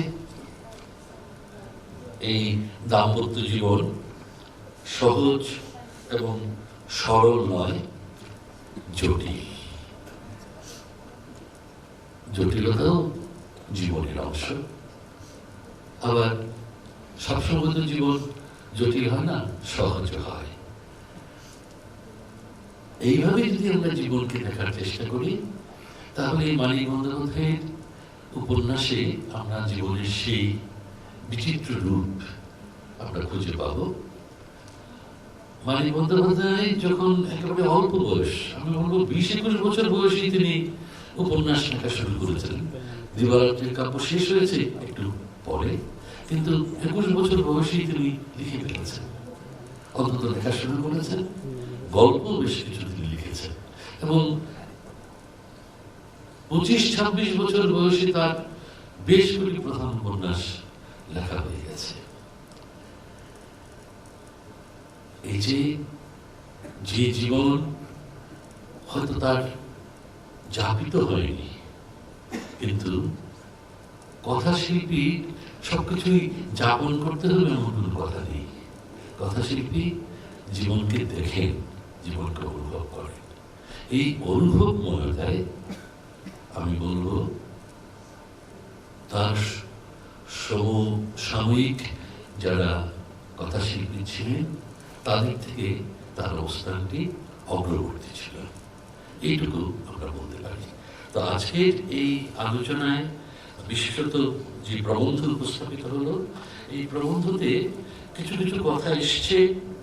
আমি উপুল তালুকদারকে তো ধন্যবাদ জানাচ্ছি, কিন্তু কিছু কথা এইভাবে বলতে পারি, আমি খুব কথা বাড়াবো না, এই কথা বলতে পারি যে সাহিত্য সমালোচনায় তো আসলে চরম কথা বলে কিছু নেই। জীবন্ত সাহিত্য যা প্রতিদিন তা অর্থ তৈরি করে। আমি আজকে যা বলছি গতকালকে তা বলিনি একটি সাহিত্য পাঠ করে। তো এই কথাকে যদি মেনে নিই, তাহলে উপুল তালুকদারের অনেক বক্তব্যের অনুষঙ্গে নতুন কিছু কথা হয়তো আমরা বলতেই পারি, বলবো। যেমন আমি কয়েকটি প্রসঙ্গ আমি বলবো যে উপুলের চোখে পড়েছে যাদব পণ্ডিতের বহির্বাটি, তার কৃপণতা, যেহেতু তার কিছু সঞ্চিত অর্থ যেগুলি তিনি গোপনে একটি উইল এর মাধ্যমে শশী ডাক্তারের নামে লিখে দিয়েছেন, যে এবং কিছু দায়িত্ব নির্দিষ্ট করে কিন্তু আমার কিন্তু এখানে বসেই কথা শুনে আমি কিন্তু যাদব পণ্ডিতের বহির্বাটি আমার স্মৃতিতে আছে, কিন্তু আমার ভেতর বাড়িটা আমার বেশি গ্রথিত আছে আমার স্মৃতিতে। সমগ্র গ্রামে এই গাউদিয়ার এই দম্পতির ভেতর বাড়িটাই ছিল সবচেয়ে সুন্দর, সবচেয়ে গোছানো, পরিপাটি। একজন 62 বছরের বৃদ্ধ আর আরেকজন তার সহধর্মিণী, তখন তো পার্থক্য অল্প বয়সী আসতো। যাদব পণ্ডিত তো আমার এই এখন যা বয়স তার থেকে অনেক ছোট ছিলেন, কিন্তু 62 বছরের যাদব পণ্ডিত একেবারে বৃদ্ধ। তারও চেয়ে বৃদ্ধ তার স্ত্রী, একটি দাঁতও নেই তার, পাগল দিদি। কিন্তু এই ভেতর বাড়ির যে সৌন্দর্য, এটি আকৃষ্ট করেছিল শশী ডাক্তারকে। কাজেই দাম্পত্যের মানিক বন্দ্যোপাধ্যায়ের, আমি বলবো মানিক বন্দ্যোপাধ্যায়ের যে উপন্যাসে যে নষ্ট দাম্পত্যের ছবি আমরা দেখি, তার বিপরীতে এই দাম্পত্যকে তো আমি অবিস্মরণীয় বলে মনে করি। 40 বছর আগে সব কিছু ছেড়ে ছেড়ে নতুন একটি জীবন তৈরি করার জন্য এই গ্রামে এরা এসেছেন এই দম্পতি। তাদের ইতিহাসকে মুছে ফেলে, অতীতকে মুছে ফেলে, এবং কিন্তু আমরা দেখব একটা আত্মমৃত্যু, আত্মহত্যার মধ্যে দিয়ে শেষ হয়েছে। তো এই যে তার জীবনের মধ্যে ভাববাদিতা আছে, সবকিছুই আছে, কিন্তু একটা চ্যালেঞ্জও কিন্তু তিনি করে গেছেন। এরকম চ্যালেঞ্জ বাংলা উপন্যাসে তো আমরা কোথাও পাই না। কি সেই চ্যালেঞ্জ? একটা নির্দিষ্ট দিনে মৃত্যু হবে ঘোষণা দিয়ে সেই নির্দিষ্ট দিনে নির্দিষ্ট সময়ে ক্ষণে সেই মৃত্যুকে কার্যকর করা। এটি আঙ্কিক বা গাণিতিক হিসাব না জানা থাকলে এটি কার্যকর করার অসম্ভব। তো এই কাজটি যাদব পণ্ডিত করে গেছেন। জীবনের প্রতি তার ভালোবাসা, তিনি রাস্তায় যখন চলেন লাঠি হাতে চলেন, কিন্তু আসলে লাঠিটা তার চলার জন্যে তার শারীরিক প্রয়োজনে যতটুকু, তার চেয়ে বেশি জীবনের প্রয়োজনে তিনি লাঠি ঠুকে ঠুকে চলেন সাপ তাড়াতে তাড়াতে। সাপ যাতে তাকে আক্রমণ না করে তার জন্য লাঠি ঠুকে। এটি তো একটা জীবনের প্রতি ভালোবাসার লক্ষণ। পদ্মা নদীর মাঝি প্রসঙ্গেও আলোচনা আসছে। আমি যে উপন্যাসগুলো এখানে অধিকাংশ শ্রোতার জানা, সেগুলো থেকে দৃষ্টান্ত দিচ্ছি। পদ্মা নদীর মাঝিতে ময়না দ্বীপে যে একটা, আমি বলবো একটা অরাজক রাজত্ব, সেখানেও একটা দাম্পত্যের একটা সংঘাত হোসেন মিয়া তৈরি করেছে। সেটাও আমাদের বিবেচনায় রাখতে হবে। সেটা কি? প্রজননক্ষম ব্যক্তি ময়না দ্বীপে নাগরিকত্ব পায় না, 2 একজনকে সেখান থেকে চলে আসতে হয়েছে। কুবেরের কন্যা গোপী, নতুন বিয়ে হয়েছে, তারা ময়না দ্বীপে যাবে, এবং কুবের কপিলাও যে ময়না দ্বীপের উদ্দেশ্যে নৌকায় উঠলো, তারাও কিন্তু সেই একই প্রয়োজন মেটাতে সেখানে যাচ্ছে। কাজেই দাম্পত্যের নানা রকম রূপ মানিক বন্দ্যোপাধ্যায় তার উপন্যাসে নিয়ে এসেছেন। এটি দাম্পত্যের রূপ সুনির্দিষ্টভাবে রূপায়িত করার জন্য নয়, জীবনের যে বহু রূপ তাকে তিনি যখন তার উপন্যাসে নিয়ে আসছেন, তখন দাম্পত্যের এক এক ধরন সেখানে এসছে। আমি শেষ করে বলবো কথা, কুমুদমতির প্রসঙ্গ মানিক বন্দ্যোপাধ্যায় বলেছেন এটি প্রক্ষিপ্ত, এটি এই অংশই উপন্যাসে না থাকলেও চলতো, এদের কাহিনী পরে কখনো কোনো উপন্যাসে লিখব, এই কথা বলেছেন। ঔপন্যাসিক, এখানে কথাশিল্পী আছেন, কথাশিল্পী বা ঔপন্যাসিকের নির্দেশনা সবসময় আমাদের সমালোচক এবং পাঠকদের মানতে হবে এমন কোনো কথা নেই। মানিক বন্দ্যোপাধ্যায় তো এই উপন্যাস লেখার পর অনেক বছর 1956 খ্রিস্টাব্দ পর্যন্ত লিখেছিলেন। পুতুলবাজির রীতিকথার সংস্করণ তার জীবদ্দশায় মনে হয় 1947 বা 48 সালে একটা সংস্করণ বেরিয়েছিল। প্রক্ষিপ্ত অংশ তো তিনি বাতিল করে দিতে পারতেন, বাদ দিয়ে দিতে পারতেন, সেটা তিনি করেননি। কাজেই কুমুদমতির যে দাম্পত্য এবং যে দাম্পত্য কিছুটা অলিখিত থেকে গেছে, এটি আমি তো খুব গুরুত্বপূর্ণ বলে মনে করি। কাজেই আমি উপরের কথার বিরোধিতা করার জন্য নয়, উপন্যাসের পাঠক হিসেবে, সমালোচক হিসেবে সবসময় আমাদের একটা উন্মুক্ত মন নিয়ে, উন্মুক্ত দৃষ্টি নিয়ে আমাদের এগোতে হবে, দেখতে হবে, লিখতে হবে। তাই যদি আমরা করি তাহলে আমাদের সমালোচনা সাহিত্য প্রসারিত হবে, আমাদের চিন্তা জগৎ সেটিও প্রসারিত হবে, এইটুকু আমি মনে করি। তো এই মোটামুটি আমার কথা, কারণ আমাদের নির্দিষ্ট সময় অতিক্রান্ত হয়েছে। আমি আর নতুন করে কথা বাড়াবো না। এইরকম একটি আয়োজন বাংলা একাডেমি কর্তৃপক্ষ করেছেন এবং আমাকে এখানে শোভা প্রদানের দায়িত্ব দেওয়া হয়েছে। এই জন্য আমি বাংলা একাডেমি কর্তৃপক্ষকে ধন্যবাদ জানাই, কৃতজ্ঞতা জানাই। এবং আপনারা এই অনুষ্ঠান যারা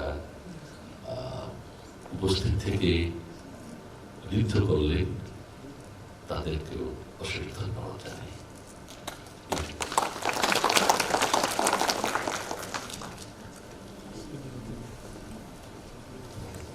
সুধীবৃন্দ, আর এরই সঙ্গে শেষ হল আজকের সূচনা পর্ব এবং মানিক বন্দ্যোপাধ্যায় স্মরণে সেমিনার।